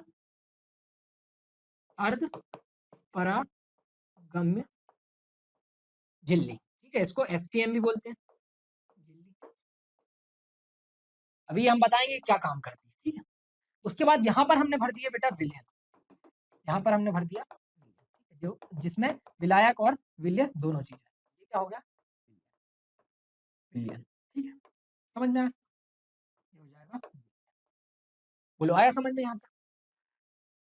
अब ये जो पूरी प्रोसेस है, ये जो हमने बना के दिखाया, ये होता क्या है इसमें? उसमें क्या होता है, ये जो एसपीएम लगी है, अब यहाँ पर क्या होगा? इधर से पार्टिकल उधर, इधर से पार्टिकल, इधर से कण इधर से कण इधर, ऐसा होना चाहिए। मगर यहाँ पर बीच में जो तुमने एसपीएम लगाया, परागम्य झिल्ली जो लगाई, ये क्या करती है? ये सिर्फ विलय पार्टिकल्स, विलय को आने देती है, विलय को अपने पास से गुजर जाने देती है। सॉरी, हमने गलत बोल दिया, उल्टा बोल दिया। विलायक को अपने पास से गुजर जाने देती है। विलायक गुजर सकता है, ठीक है, मगर जो विलय होते हैं उनको गुजरने नहीं देती। ये जो एसपीएम है, इसका काम क्या है?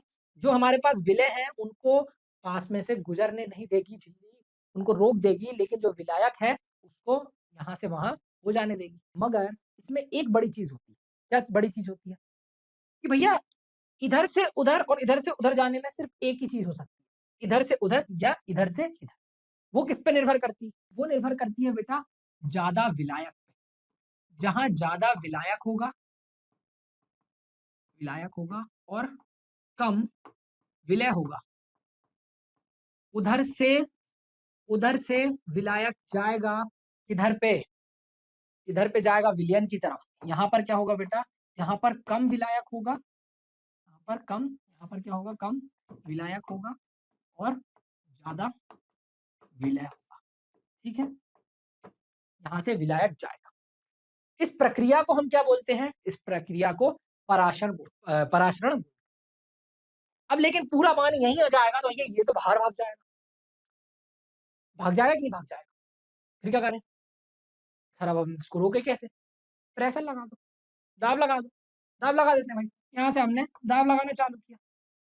यहाँ से हमने दाब लगाना चालू किया।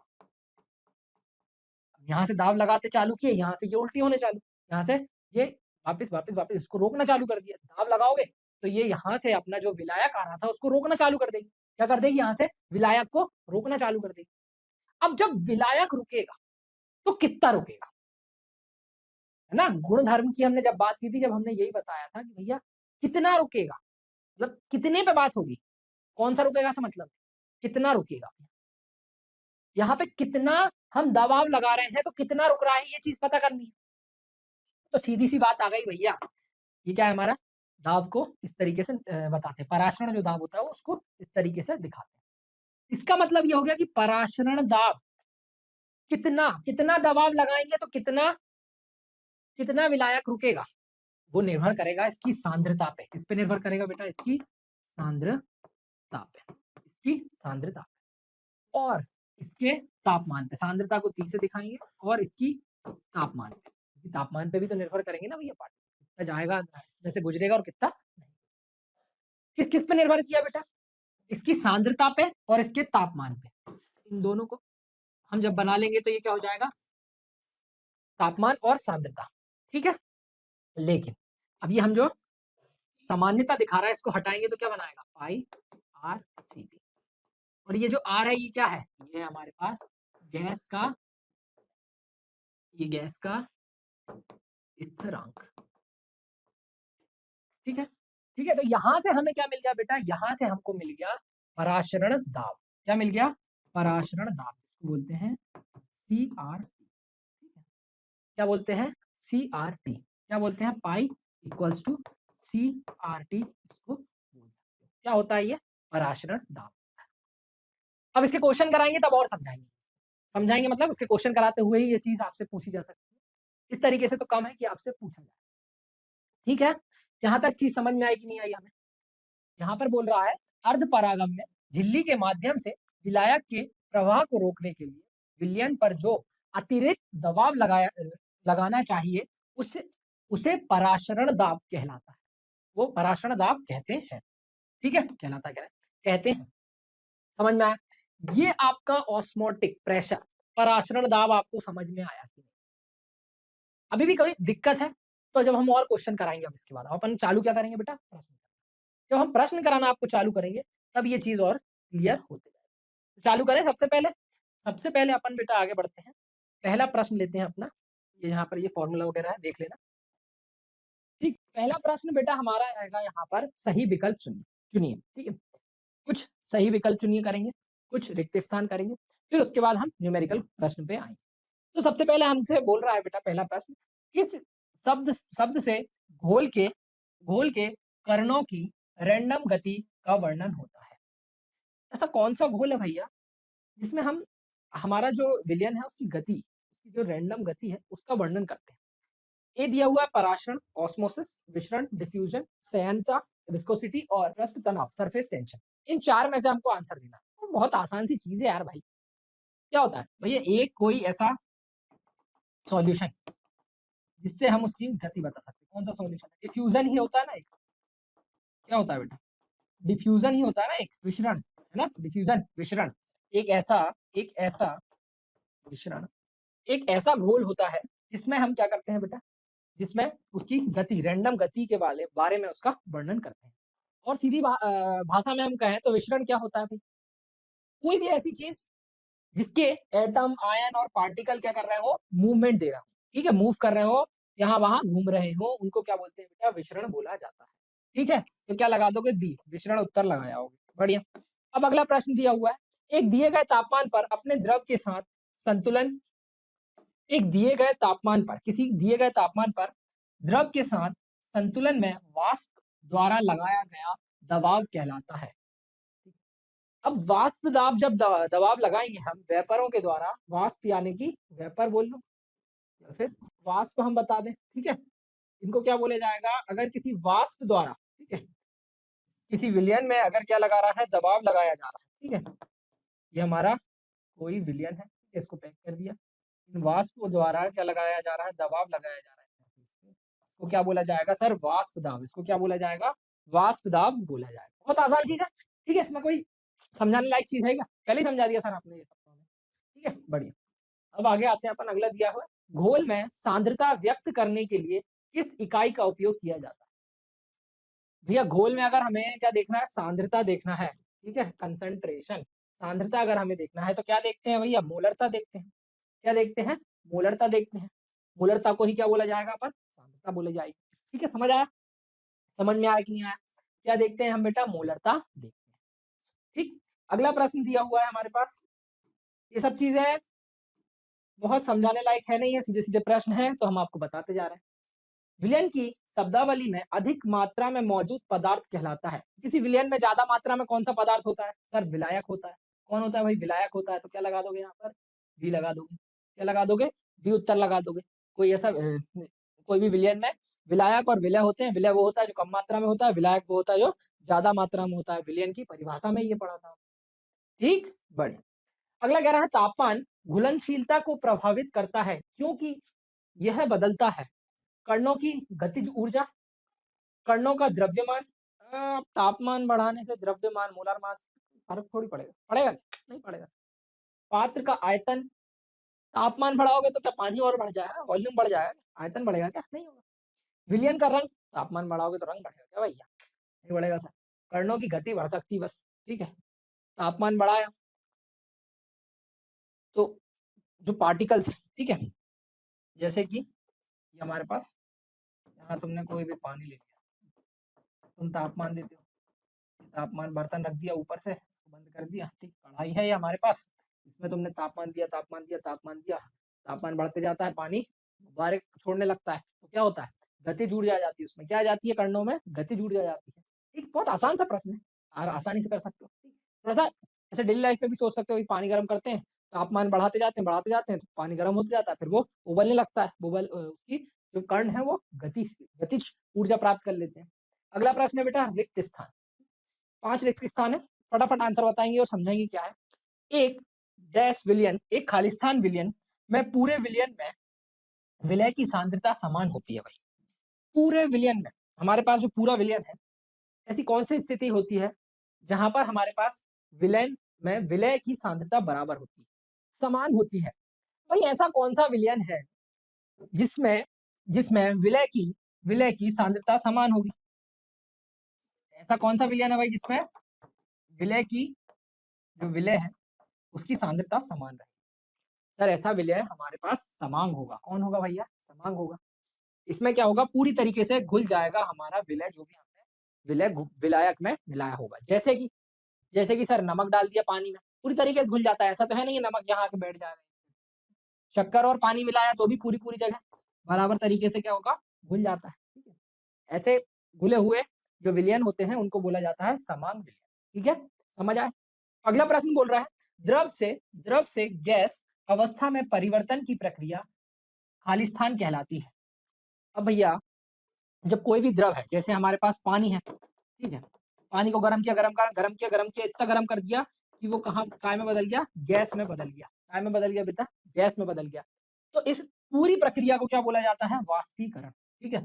वाष्प में बदल दिया ना हमने, काय में बदल दिया, गैस में बदल दिया, वाष्प निकाल दिया उसके, ठीक है। तो इसको क्या बोला जाता है, वाष्पीकरण बोला जाता है। बोलो आया समझ में। अगला कह रहा है, विलयन की खालिस्तान विलय और विलायक में अनुपात पर निर्भर करती है। अब विलयन की खालिस्तान विलय और विलायक के अनुपात पर निर्भर करती है। अब यहाँ पर देखोगे तो भैया विलय जो है, ठीक है, विलय की जो सांद्रता होगी वो काय पे निर्भर करेगी, विलय और विलायक के अनुपात पर। कैसे, अब हमें पता है सांद्रता का सूत्र अगर हम लिखेंगे, सांद्रता का सूत्र अगर लिखेंगे तो वो क्या होगा सर, मूल ऐसे लिख देते हैं, विलय के मूल, सांद्रता की बात करें, विलय के मूल और विलयन विलयन विलयन का विलयन की तनुता या फिर विलयन का आयतन, विलयन का आयतन। आया समझ? ये क्या होती है बेटा, हमारे पास सांद्रता होती है। अब यहाँ पर जब आपने विलय के मोल लिए, क्या लिए, विलय के मोल, तो क्या आएगा, विलय का भार आएगा और विलय का क्या आएगा बेटा, हमारे पास विलय का अणु भार आएगा। और वहीं हमने विलयन का आयतन जब लिया, विलयन का जब आयतन लिया तो इसमें हमारे पास विलयन की भी क्या निकल के आ गई, विलयन की भी पे निर्भरता निकल के आ जाएगी, क्योंकि विलयन से हमें विलायक की निर्भरता निकल के आ जाएगी। क्यों?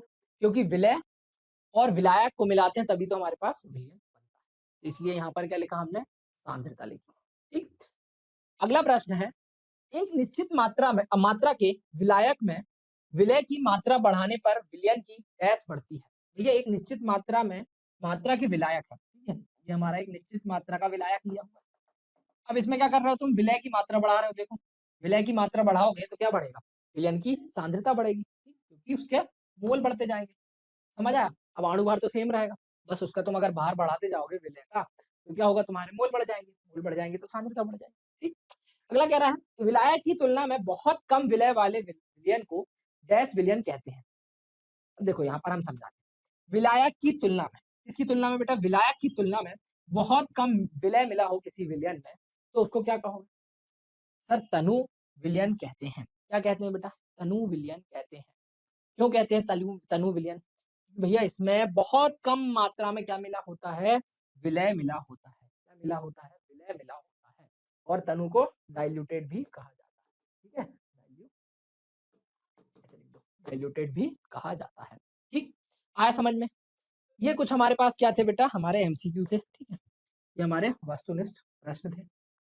अब इसके बाद हम चालू करेंगे बेटा न्यूमेरिकल क्वेश्चन, 3 नंबर 4 नंबर के जो प्रश्न आए हैं उनकी शुरुआत करेंगे। तो देखो हम चालू करते हैं पहले प्रश्न से, जो हमें कह रहा है, एक विलयन जिसमें 100 ग्राम जल में, एक विलयन जिसमें 100 ग्राम जल में 1 ग्राम सोडियम क्लोराइड घुला है। मतलब कि बेटा 100 ग्राम जल है, जल का भार कितना हो जाएगा हमारे पास, सर जल का जो भार है, जल का भार, जल का भार रहेगा हमारे पास 100 ग्राम। ये हमारा जल है, इसमें हमने NaCl मिला दिया है। क्या मिला दिया बेटा, NaCl मिला दिया है, सोडियम क्लोराइड, जिसका भार कितना है, NaCl का भार कितना है हमारे पास, NaCl का भार है सर हमारे पास 1 ग्राम। अब NaCl का अणु भार भी निकाल लेते हैं, क्योंकि Kf वगैरह दिख रहा है तो काम आ ही जाएगा। तो यहाँ से NaCl का अणु भार कितना हो जाएगा बेटा, अणु भार हो जाएगा हमारे पास सोडियम, सोडियम का अणु भार कितना होगा 22, Cl का कितना हो जाएगा 35.5, तो ये आ जाएगा 58.5 ग्राम पर मोल। NaCl का अणु भार आ गया। उसके बाद बोल रहा है -0.604 डिग्री सेल्सियस पर ये जम जाता है। जब हमारा विलयन क्या, जब जो शुद्ध जल है, शुद्ध जल कितने डिग्री सेल्सियस पे जमता है बेटा, शुद्ध जल जमता है हमारा 0 डिग्री सेल्सियस पे। शुद्ध जल का जो हिमांक होता है वो 0 डिग्री सेल्सियस होता है, लेकिन नमक मिलाने के बाद ये कितने पे जम रहा है, ये जम रहा है -0.604 डिग्री सेल्सियस। कितना अंतर आ रहा है, तो हमें यहाँ से क्या पता चल जाएगा सर, यहाँ से हमें हिमांक में अब नमन पता चल जाएगा। ठीक, तो कितना हो जाएगा, del TF naught minus TF हो जाएगा।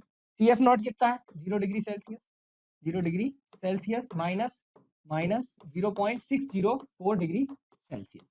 ठीक है, तो ये कितना बन जाएगा, 0 प्लस हो जाएगा, ये हो जाएगा 0.04 डिग्री सेल्सियस, ये डेल TF हो जाएगा। ठीक है, इतनी वैल्यू समझ में आई, इतनी चीज समझ में आई। उसके बाद बोल रहा है सोडियम क्लोराइड के वियोजन की मात्रा। अब वियोजन की मात्रा पूछ रहा है, मतलब क्या पूछ रहा होगा बेटा, अल्फा पूछ रहा होगा। और अल्फा कैसे निकलेगा, I = 1 plus alpha n minus, ये चीज याद रखना। ठीक है, ये अभी हमने पढ़ाई नहीं थी आपको, लेकिन ये याद रख के चलना है, क्योंकि पहले लेक्चर में कवर किया हुआ है। तो ये चीज हमें पता होनी चाहिए कि जो हमारा वियोजन की बात कर रहा है, किसी चीज का वियोजन जब होगा तो वो क्या होगा, वियोजन मतलब अल्फा, और वो कैसे निकलेगा, वेंट ऑफ फैक्टर हमें पहले पता करना पड़ेगा। क्या पता करने का, वेंट ऑफ फैक्टर पता करना पड़ेगा, फिर जाके हमें क्या पता चलता है, अल्फा। क्या पता चलता है, डिसोसिएशन, अल्फा वियोजन कितना, डिसोसिएट कितना वियोजन हुआ होगा। ठीक है, तो उसको निकालने के लिए हमारे पास एक फॉर्मूला था, डेल TF = KF × M, यहाँ पर हमारा I भी आ जाता है जब हम किसकी बात करते हैं, वियोजन की बात कर रहे हैं। ठीक है, तो हमारा वेंटा फैक्टर भी आ जाता है। ठीक है, अब देखो डेल टी एफ कितना आ गया हमारे पास 0.604, के एफ कितना दिया हुआ है 1.87, एम क्या लिख दोगे, एम लिख देंगे सर विलय, विलय का भार, विलय का भार, क्योंकि क्या हो जाएगा मोल्स अपॉन मास इन सॉल्वेंट, यानी कि मास जो हमारा भार है वो किसका, विलायक का होना चाहिए। तो यहाँ क्या आ जाएगा विलय का भार और विलय का अणु भार, विलय का अणु भार। अच्छा हमने जब आपको फॉर्मूले लिखवाए थे ना बेटा, किस किसके, किसके फॉर्मूला लिखवाए थे हमने, हिमांक अवनमन डेल टीएफ और डेल टीवी, इन दोनों के जब हमने फॉर्मूले लिखाए थे तो हमने एक चीज गलत कर दी थी, हमने विलय की जगह पे विलायक लिखा था।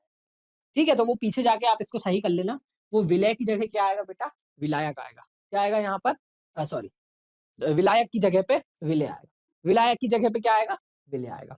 तो विलय का अणुभार गुणा क्या जाएगा, विलायक, विलायक का भार, जो कि काय में रखेंगे बेटा, ग्राम में। ऐसे हमारे नॉर्मल मोललता के फॉर्मूले में काय में रहता है, केजी में। अब ग्राम में किया है तो ऊपर क्या करना पड़ेगा, 1000 से गुणा करना पड़ेगा, 1000 से गुणा करना पड़ेगा। तो अब यहाँ पर हम देखेंगे तो सर हमारे पास क्या आ गया, और इंटू आई भी करना पड़ेगा, इंटू आई करना पड़ेगा। ठीक, यहाँ से हमारे पास आ गया 0.604 विलायक का अणुभार, विलायक का अणुभार कहाँ है भाई, विलायक, विलायक NaCl का अणुभार कितना है 58.5। समझ में आ रहा है कि नहीं आ रहा है, बिल्कुल एक एक चीज हमने सब पहले ही समझा रखा है आपको, जो वैल्यू दी है क्वेश्चन में वैसे पुट करना है, जो गिवन था हमें दिया हुआ था वो हमने पहले लिख लिया था, फिर हमने फॉर्मूला इस्तेमाल किया और यहाँ देखो अभी आंसर आ जाएगा। ठीक है, 58.5 क्या विलय का अणुभार, विलायक का भार कितना है, विलायक मतलब जल 100 ग्राम है, 100 ग्राम है सर, बराबर कर दिया किससे 1.87, इसको यहाँ लिख देते हैं 1.87, नीचे ले आते हैं, ये नीचे ले आए, और विलय का भार, विलय मतलब NaCl का भार कितना दिया, 1 ग्राम दिया, और फिर हमारे पास क्या आ गया, हमने 100 ग्राम ये भी लिख लिया था। अब यहाँ में ये किसके बराबर हो गया, हमारे आई के, क्योंकि हमें निकालना क्या है, आई तो ही निकालना है, वेंटा फैक्टर निकालना है। अब इस पूरे को हम कैलकुलेट करेंगे, जब क्या करेंगे बेटा, इस पूरे को हम जब कैलकुलेट करेंगे तो हमारा आई निकल के आएगा 1.88। ठीक है, करके नहीं दिखा रहा है, आप कर लेना कैलकुलेट, कितना आएगा यहाँ पर आई 1.88, कितना आएगा बेटा यहाँ पर आई, वेंटा फैक्टर कितना आएगा 1.88। तो अब बस जो वेंटा फैक्टर आया उसको 1 plus alpha n minus 1, n क्या है बेटा, जितने में, जितनी मात्रा में, जितने आयंस में, जितने आयनों में हमारा जो विलय है वो टूटेगा वो हमारा n की संख्या होगी। जैसे NaCl है, नमक कैसे टूटता है बेटा, NaCl टूटता है सर Na प्लस और Cl नेगेटिव में, दो आयनों में टूटा, तो दो आयनों में टूटा तो 1.88 1 माइनस 1 प्लस 2 माइनस 1। ठीक है, तो ये क्या जाएगा 1.88 माइनस 1 अल्फा, यहाँ से अल्फा कितना आ गया 0.88, और परसेंटेज में बात करेंगे तो 88% हमारा क्या होगा, 88% ये हमारा वियोजन हो जाएगा, क्या हो जाएगा 88% वियोजन होगा, ये हमारी वैल्यू निकल के आ गई। आसान सा क्वेश्चन था, फॉर्मूला रखने हैं, कैलकुलेशन करनी है, थोड़ी सी ज्यादा कैलकुलेशन है, बस उस पर थोड़ा ध्यान लगाना है कि ये कैलकुलेशन हमें कैसी करनी, कैलकुलेशन में मिस्टेक मत करना, आंसर सही लाओगे तो पूरे नंबर आपको मिलेंगे। ठीक, एक एक क्वेश्चन हम करा रहे हैं, फॉर्मूला बेस्ड क्वेश्चन है, ज्यादा कुछ बड़ी चीज है नहीं, तो दिमाग लगाते जाओ, देखते जाओ हम कैसे क्वेश्चन सॉल्व कर रहे हैं, क्या पहले लिख रहे हैं, क्या गिवन है, फिर कैसे फॉर्मूला समझ रहे हैं कि कौन सा वाला लगेगा, और फिर आगे बढ़ते जा रहे हैं। देखो अब अगले प्रश्न में बोल रहा है एस्कार्बिक अम्ल, एस्कार्बिक अम्ल मतलब कि क्या हो गया बेटा, हमारे पास विटामिन C6H8O6 के द्रव्यमान की गणना करना है, क्या करना है, C6H8O6 के द्रव्यमान की गणना करना है, जिसे ये जो हमारा एस्कॉर्बिक अम्ल है जिसको 75 ग्राम एसिडिक अम्ल में घोला गया, एसिडिक अम्ल क्या हो जाएगा बेटा, C6 क्या है, एसिडिक अम्ल C2H5, या फिर ऐसे लिख लो आप तो CH3COOH, ये क्या हो जाएगा, एसिटिक अम्ल हो जाएगा। इसको 75 ग्राम जो हमारा एस्कॉर्बिक एसिड है उसको 75 ग्राम एसिटिक अम्ल में घोला गया है, घोलने पर उसकी हिमांक 1.5 डिग्री सेल्सियस कम हो जाती है, क्या हो जाती है 1.5 डिग्री सेल्सियस कम हो जा रही है, जो हमारा एस्कॉर्बिक अम्ल था। ठीक है, उसके जैसे ही हमने किस में घोला, उसको एसिटिक अम्ल में घोला, किसमें घोला? एसिटिक अम्ल में घोलने पर हिमांक, उसका डेल टीएफ क्या है? 1.5 डिग्री सेल्सियस से कम हो रहा है। अब ये कम हो रहा है, डिफरेंस दिया है, क्या दिया है? अंतर दिया है, मतलब डेल टीएफ मिल गया यहाँ से 1.5 डिग्री सेल्सियस। केएफ दिया हुआ है, ठीक है। एसिटिक अम्ल का भार कितना है? का भार कितना है बेटा? का भार हमें दिया हुआ है 75 ग्राम का भार दिया हुआ है 75 ग्राम। और अगर बात करोगे आप इसके, अब इसका अणु भार निकाल लेते हैं पहले। इसका अणु भार निकाल लेते हैं बेटा। अब इसका अणु भार निकाल लेते हैं। किसका अणु भार निकालते हैं? C6H8O6 का अणु भार निकाल लेते हैं। किसका? C6H8O6 का अणु भार निकाल लेते हैं। अब ये अणु भार कितना जाएगा बेटा? कार्बन का कितना? 12 × 6 प्लस हाइड्रोजन का 1 × 8 प्लस ऑक्सीजन का 6 प्लस ऑक्सीजन का 6 × 16। ठीक है, तो देखो कितना हो जाएगा। 6 2 12 का 2 1 कैरी और 6 1 7 7 होगा, 6 और 1 7 होगा, प्लस 8 प्लस 6 3 36 का 6 और 3 कैरी, 6 और 3 9 होगा हमारे पास। तो बराबर कितना हो गया? 80 80 और 9 6, तो ये कितना हो गया? 6 और ये हो गया 17 ग्राम प्रति मोल। ग्राम प्रति मोल निकल के आ गया। और इसका भी हम क्या, ये इसको क्या बोल देंगे बेटा? M2। क्यों? अब यहाँ पर एक चीज समझने वाली बात है कि जो हमारा C6H8O6 क्या है बेटा? यहाँ पर विलय है या विलायक? पहले ये समझो। इनने देखो एस्कॉर्बिक अम्ल जो दिया है, जो कि विटामिन सी है, का द्रव्यमान की गणना कीजिए, जिसे जिसे क्या किया गया है? जिसे 75 ग्राम एसिडिक अम्ल में घोला है, मतलब एसिडिक अम्ल रखा था, जिसे 75 ग्राम एसिडिक अम्ल में किसको घोला? इनने किसको घोला है? किसको घोला? एस्कॉर्बिक अम्ल को। मतलब यहाँ पर एस्कॉर्बिक अम्ल हमारा क्या हो गया? विलय हो गया। क्या हो गया? विलय हो गया। और हमारा एसिडिक अम्ल जो है वो क्या होगा?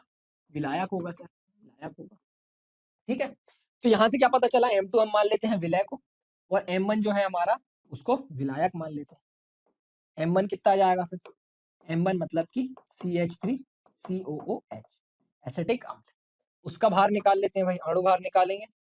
CH3 का अणु भार ऐसे लिख देते हैं, का अणु भार, जो कि आ जाएगा बेटा, कार्बन 2 है, 2 कार्बन मतलब कि 2 × 12 प्लस 4 हाइड्रोजन है, 4 × 1 प्लस कितने ऑक्सीजन है? 2 ऑक्सीजन है, तो 2 ऑक्सीजन का जाएगा 2 × 16। तो देखो बराबर कितना हो जाएगा? 24 × 4 प्लस ये कितना होगा? 32। तो ये आ गया 4 और 4 8 और 2 10 और ये 50 हो गया। तो हमारे पास कितना आ गया? ये आ गया हमारे पास 60 ग्राम प्रति मोल। ठीक है, एक बार और देख लो, ये 8 हो जाएंगे और 10 30 और 30 60, सही बात। M1 मिल गया, M2 मिल गया हमको, और क्या मिल गया भैया? हमारा जो एसिटिक अम्ल का भार है वो 75 ग्राम। ठीक है, अब निकालना क्या है भैया? निकालना हमको क्या है? W1। क्या निकालना है हमको? इसका भार निकालना है। इसको हमने क्या माना? 2 माना, W2 निकालना है। ठीक है, तो उसके लिए क्या करेंगे? डेल TF हिमांक का अवदमन किसके बराबर होगा सर? हिमांक स्थिरांक गुणा करेंगे मोललता से। मोललता क्या हो जाएगी? विलय का भार, विलय का भार इंटू 1000। विलय का भार क्या है? हम W1 मान रहे हैं अभी, अपॉन, इसका भाग करेंगे, किससे भाग करेंगे सर? इसका भाग करेंगे विलय का अणु भार, विलय का अणु भार और विलायक, विलायक विलायक का भार, विलायक का भार।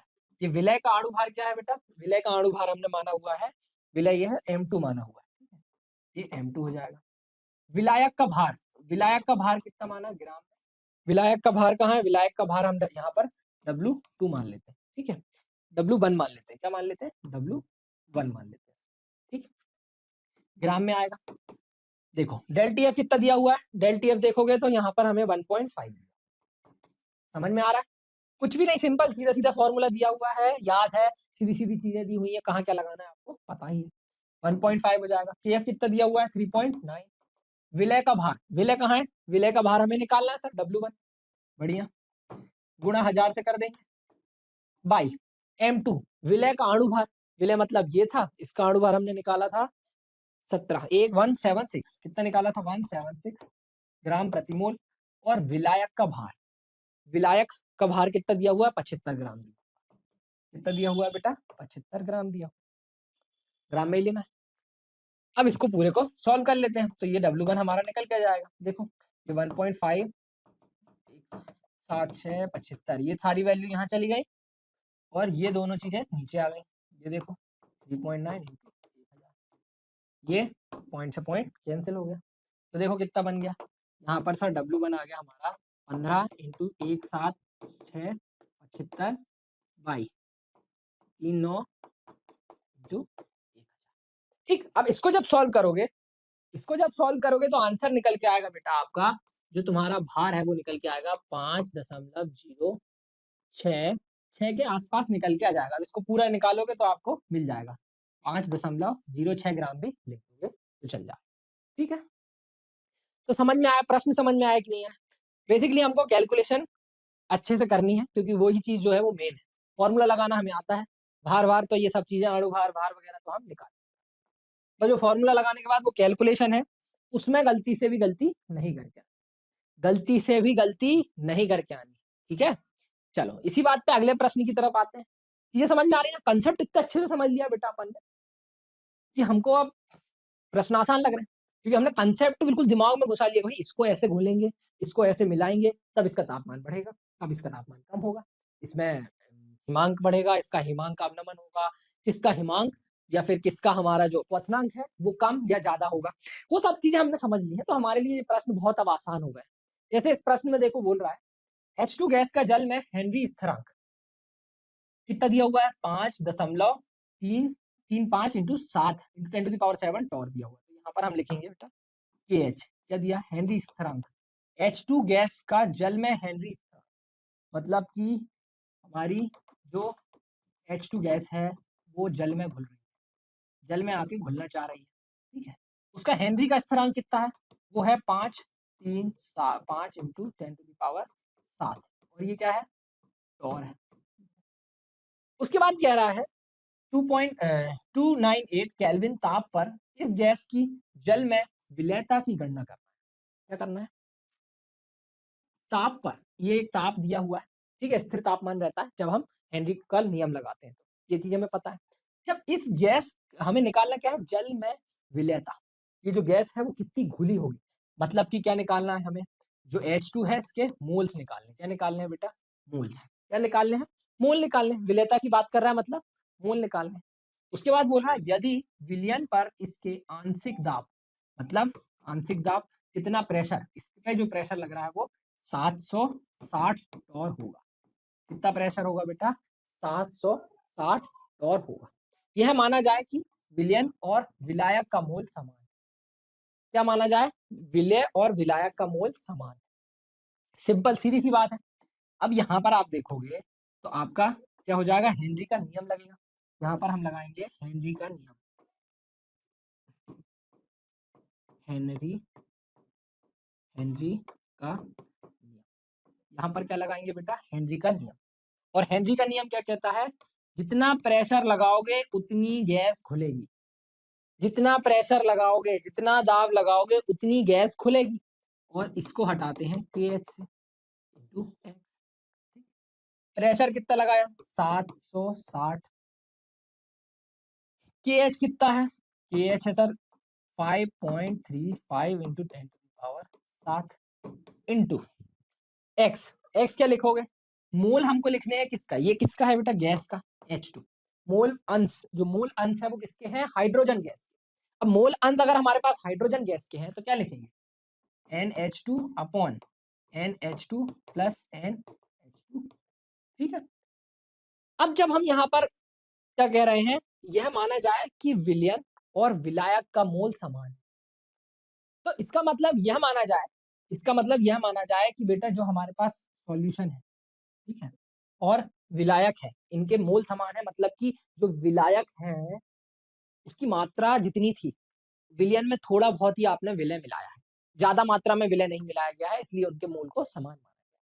तो हिसाब से हम देख सकते हैं कि भाई जो हमारा H2 का मोल है वो बहुत कम रहेगा, NH2 बहुत ज्यादा रहेंगे किससे, NH2 से। ठीक है, तो हमारे पास क्या बन जाएगा, 760 538 इंटू 10⁻⁷। एक शुरू में सॉल्व मत किया करो, थोड़े आगे तक जाया करो ताकि कुछ चीजें कैंसिल कर पाए। अब हमारे पास मोल बन गए H2 के, अपॉन मोल मिल गए हमको वाटर। किसके मोल मिल गए बेटा? पानी के मोल मिल गए। अब यहाँ पर देखो हम क्या कर लेंगे, पानी के मोल तो हम निकाल ही लेंगे। कैसे निकालेंगे? पानी का भार कितना होगा? पानी का भार हम मान लेते हैं 1000 ग्राम पानी लिया होगा। कितना पानी लिया होगा? 1000 ग्राम पानी लिया होगा। जब कुछ नहीं दिया होता है तो ये मान के चलते हैं। कितना मान के चलते हैं? 1000 ग्राम, 1 लीटर पानी लिया होगा। और इसका अणु भार पानी का कितना होता है? 2 और कितने हो गए हमारे पास? 16। 2 और 16 कितने हो जाते हैं? 18। इससे जब इसको पूरा कैलकुलेट करते हैं तो ये वाली ध्यान रखना, 55.5 हमारे पास क्या निकल के आते हैं? पानी के मोल निकाल के आ जाते हैं। ठीक है, इसको मोल लिख सकते हैं। पानी की स्टैंडर्ड कंडीशन, ठीक है, जब कुछ नहीं दिया पानी के मोल के बारे में तो हम ये वाली चीज मान लें। तो यहां से हमें क्या मिल गया कि भैया अब हमें ये वाली वैल्यू यहाँ ले आते हैं, 55.5 अपॉन 5.35 इंटू 10⁻7 NH2। बस यही तो हमें निकालना था सर। हमें क्या चाहिए थी? विलेयता चाहिए थी हमें। किसकी? H2 गैस की। ठीक है, H2 गैस की विलेयता निकालनी है। तो यहाँ से इस पूरे को आप सॉल्व कर लेना तो आपका NH2 निकल के आ जाएगा 7.897.65 इंटू 10 की पावर क्या है बेटा हमारे पास? यहाँ पे दिया हुआ है 7। और इसको आप पूरी तरीके से सॉल्व कर लोगे तो निकल आएगा। और यहाँ पर ये नीचे है तो ये यहाँ पर -7 हो जाएगा। यहाँ पर हम 3 कम कर देते हैं, कुछ इस तरीके से भी आप इसको लिख पाएंगे। ये वाली चीज समझ में आती है कि नहीं? शुरू के चैप्टर में पढ़ा था। तो मोल कितने आ गए? हम इसको अप्रॉक्स 7.9 के आसपास लिख सकते हैं। ये आंसर लिख के आओगे आप मोल के लिए तो भी सही। ठीक है बेटा, ये वाला प्रश्न समझ में आया अपने को? बढ़िया। अब अगले प्रश्न की तरफ चलते हैं। अब अगला प्रश्न दिया हुआ है, प्रोटीन के 200 सेंटीमीटर क्यूब जलीय विलयन में 1.26 ग्राम प्रोटीन उपस्थित है। 300 ग्राम पर इस विलयन का पराशरण दाब दिया हुआ है, प्राप्त हुआ है। ठीक है, प्रोटीन के मोलर द्रव्यमान की गणना करना। प्रोटीन क्या है भैया? प्रोटीन सर यहाँ पे हमारा विलय है। पहले जब भी प्रश्न समझो तो समझ लो हमारा विलय और विलायक कौन है। यहाँ पर हमारा विलय है प्रोटीन। प्रोटीन हमारा विलय है जिसमें हमारा जलीय विलयन। विलयन कितना है बेटा? विलयन का हमारे पास विलयन का आयतन दिया हुआ है 200 सेंटीमीटर क्यूब। और हमें पता है 1 सेंटीमीटर क्यूब में 1/1000 लीटर होते हैं। ठीक, 1000 सेंटीमीटर क्यूब में 1 लीटर होता है। ठीक, तो यहाँ पर हमारा 1 सेंटीमीटर क्यूब में कितना जाएगा? 0.001। बढ़िया। यहाँ पे इसका क्या करते हैं? सेंटीमीटर क्यूब की जगह पे ये लिख देते हैं 200। देखो बहुत आसान है। ठीक है, कन्वर्ट करते हैं, बदलते हैं, परिवर्तन करते हैं, तो ये बहुत आसान रहता है। 1 सेंटीमीटर क्यूब की वैल्यू पता चलती है, उसको यहाँ उठा के रख दिया तो ये कितना आ गया सर? ये 1 2 गए तो 0.2 हमारे पास काय में आ गया, लीटर में हमारा आयतन आ गया। ठीक, बढ़िया, लीटर में सर हमारे पास आयतन आ गया। बहुत बढ़िया। अब अगली चीज क्या दी हुई है भैया? प्रोटीन। प्रोटीन का भार कितना दिया हुआ है? प्रोटीन को M2 मानते हैं। क्या मानते हैं? M2। M1 क्या है हमारा? M1 क्या है बेटा? M1 जो भी चीज लेंगे हम वो विलायक के लिए लेंगे, 2 जो भी नंबर लेंगे वो विलय के लिए। तो प्रोटीन जो हमारा विलय है उसका भार कितना है? स्मॉल m, या फिर W2 कर लिया। भार कितना है? 1.26। बढ़िया, उपस्थित है।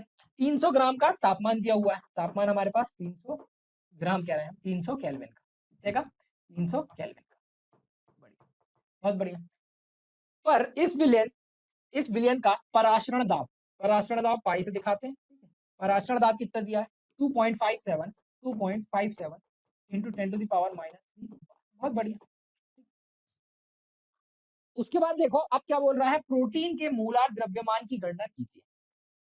प्रोटीन का मोलार द्रव्यमान निकालना है, मतलब M2 निकालना है। तो बहुत ही आसान सा प्रश्न हो गया। इसमें सीधे पराशरण दाब का फॉर्मूला लगाओ, पाई इक्वल्स टू CRT।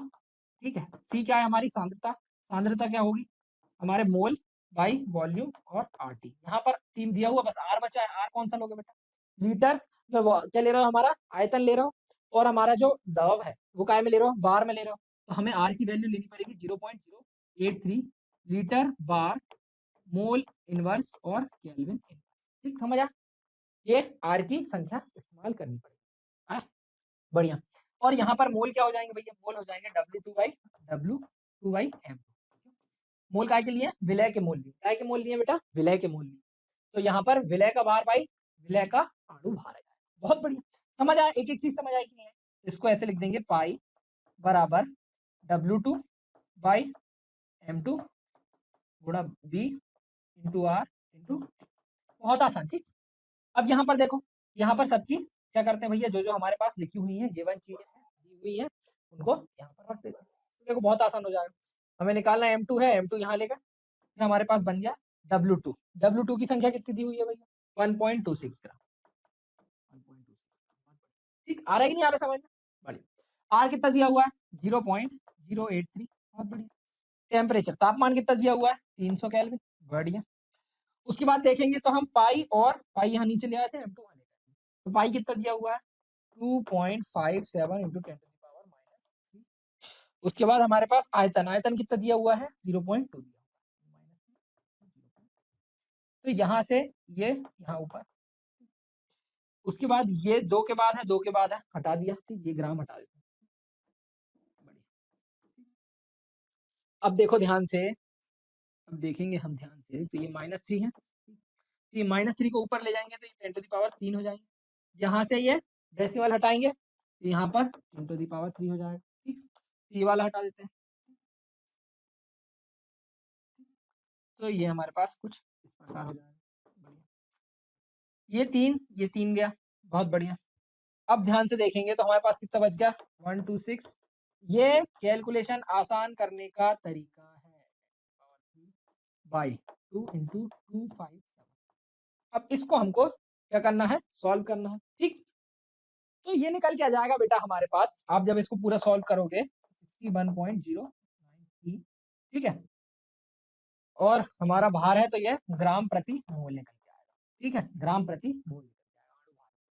तो समझ आया, कुछ भी कठिन लगा इस प्रश्न में, कैलकुलेशन वाला पार्ट अगर छोड़ दूं मैं, और लेकिन ये करके आना बेटा, ये हमने एक वीडियो बनाई है उसमें बताया कैसे करना है। तो ये चीज समझ में आई, कुछ भी कठिन था इसमें। बट अब अगला प्रश्न देखते हैं, थोड़ा बड़ा दिख रहा है मगर मजा आएगा, ठीक है। इसमें दिया हुआ है एक विलयन जिसे एक अवाष्पशील ठोस के 30 ग्राम को, ठीक है, अवाष्पशील ठोस कितना ग्राम है बेटा हमारे पास, 30 ग्राम है, मतलब यहाँ पर विलय हमारे पास कितना है, 30 ग्राम, विलय हमारे पास कितना है, 30 ग्राम है, को 90 ग्राम जल में विलीन करके बनाया गया है। मतलब अगर ध्यान लगाए हम तो, जैसे जैसे हमने समझी थी चीजें कि भैया हमारे पास 90 ग्राम का क्या है, एक जल, शुद्ध जल, शुद्ध जल हमारे पास कितना था, 90 ग्राम, कितना है, 90 ग्राम। इसमें एक हमने अवाष्पशील ठोस पदार्थ मिलाया है जो कि कितने ग्राम का है, 30 ग्राम मिला दिया इसमें, कितने मिला दिया, 30 ग्राम। तो ये हमारे पास क्या बन गया, पूरा एक विलयन बन गया, बहुत बढ़िया। इसमें 30 ग्राम विलय है और 90 ग्राम हमारा विलायक है, ठीक, जल है जो कि इसका 298 केल्विन पर वाष्प दाब, इसका वाष्प दाब कितना दिया हुआ है, इसका वाष्प दाब दिया हुआ है, अगर हम लिखें इसका वाष्प दाब बेटा हमारे सॉल्यूशन का, तो यहाँ पर हमारा PS विलियन का वाष्प दाब दिया हुआ है 2.8 केल्विन, ठीक है। इसमें 18 ग्राम जल मिलाने पर, अब क्या किया, अब इसमें हमने 18 ग्राम जल और मिला दिया, ठीक है, मिलाने पर विलियन का नया वाष्प दाब आया। अब इसमें हमने क्या किया, 18 ग्राम जल मिलाया, ग्राम जल, तो ये कितना आ गया बेटा हमारे पास, यहाँ पर हमारे पास विलायक कितना हो गया, विलायक हो गया 108 सर, और विलय हो गया हमारे पास 30 ग्राम, वही का बोल, क्योंकि हमने मिलाया क्या, विलायक मिलाया। ये दो स्थिति हमें उनने बताई है, तब गणना करना है, ये दोनों स्थितियों को देखते हुए हमें गणना करना है विलय का मोलार द्रव्यमान, और हमें बताना है 298 केल्विन पर जल का वाष्प, ठीक, ये दो चीजें बतानी। तो आसान सा नहीं लग रहा है, टफ लग रहा है, देखो कुछ याद दिलाएंगे ना हम समझ आएगा कितना आसान लगेगा, ठीक। अब ध्यान से देखें तो विलय का मोलार द्रव्यमान और जल का वाष्प दाब पूछा है, मतलब शुद्ध जल जो है उसका वाष्प दाब पूछा है, मतलब कि T0 पूछा है, ठीक है, और हमसे पूछा है विलय का मोलार द्रव्यमान, मतलब कि M2 पूछा है, बहुत बढ़िया सर, यही तो पूछा हुआ है। और हमारे पास हमें ये पता है जो हमारा विलय है, जो हमारा विलय है वो अवाष्पशील ठोस पदार्थ, ठीक है। तो इससे एक चीज समझ में आती है कि भैया हमने जब वाष्प दाब में अवनमन पढ़ा था, ठीक है, तो हमने एक सूत्र याद किया था, P0 minus PS by P0 बराबर X2, क्या था, X2 मतलब कि विलय के मोल अंश, क्या थे, विलय के मोल अंश थे। अब क्या करें, हम इस स्थिति में इस फॉर्मूले को लगाते हैं और इस स्थिति में लगाते हैं। तो इस स्थिति में लगाओगे तो हो जाएगा पी नॉट, शुद्ध जल का वाष्प दाब हमें निकालना है, तो पता नहीं, बढ़िया। और हमारे पास जो हमारा विलयन है उसका वाष्प दाब दिया हुआ है, तो हम लिखेंगे 2.8 बाई पी नॉट, इसको बराबर करेंगे x2 के। अब मोल अंश किसके आए बेटा? मोल अंश हमारे पास है यहाँ पर विलय के, और हमें एक बात पता है, ये हो जाएगा हमारा N2 बाई N1 प्लस, भैया जो जल की मात्रा है वो बहुत ज्यादा है, यहाँ पर ये 30 ग्राम हमारे विलय है, तो हमारे पास मान लो 90 ग्राम का जल है, तो जब हम इनका मोल निकालेंगे तो हमारा पानी बहुत ज्यादा होगा इसकी अपेक्षा बेटा हमारे विलय के। तो हम वहां पे भी हमने यही किया था कि N1 बहुत बहुत बहुत ज्यादा है N2 से, तो हमने N2 को यहाँ से हटा दिया, तो ये बन गया था हमारे पास N2 बाई N1 बन गया, ऐसा ही बना था। तो इसी चीज को उपयोग करेंगे तो ये हो जाएगा हमारा N2 बाई N1, और इसी को लिखें अगर हम, N2 क्या होगा बेटा? N2 होगा सर W2 बाई M2 गुणा N1 क्या हो जाएगा सर? W1 ऊपर जाएगा M1। और अगर हम देखें तो W2 क्या है हमारे पास? सर जो हमारे पास अवाष्पशील ठोस पदार्थ है 30 ग्राम, वो है, बहुत बढ़िया। और इसी के साथ हमारे पास M1 क्या है? पानी, जल है, जल का M1 कितना होगा? 18 होगा, अणुभार कितना होगा? 18 होगा, द्रव्यमान, बढ़िया। M2 हमें निकालना है, मोलार द्रव्यमान किसका बेटा? विलय का निकालना है, बहुत बढ़िया। और हमें इस स्थिति में जल का भार कितना दिया हुआ है सर? इसकी स्थिति में हमें जल का भार दिया हुआ है 90 ग्राम, यहाँ पर कितना दिया हुआ है जल का भार? 90 ग्राम, तो यहाँ पर लिख देंगे, ये गया, ये गया, ये गया, ये गया, ये गया, और ये 6 आ गया, तो यहाँ पर मिल गया मुझे 1 माइनस 2.8 बाई पी नॉट, और ये हो जाएगा 6 बाई M2। तो यहाँ पर अगर हम देखें तो हमारे पास 2.8 बाई पी नॉट, और ये हो जाएगा, उधर गया तो माइनस, और ये 1 माइनस M2, ऐसे ही कुछ हो जाएगा पक्का। इसका मतलब हो गया 2.8 बाई पी नॉट, क्यों लिख रहे हैं सब चीजें बताएंगे, M2 माइनस 6M।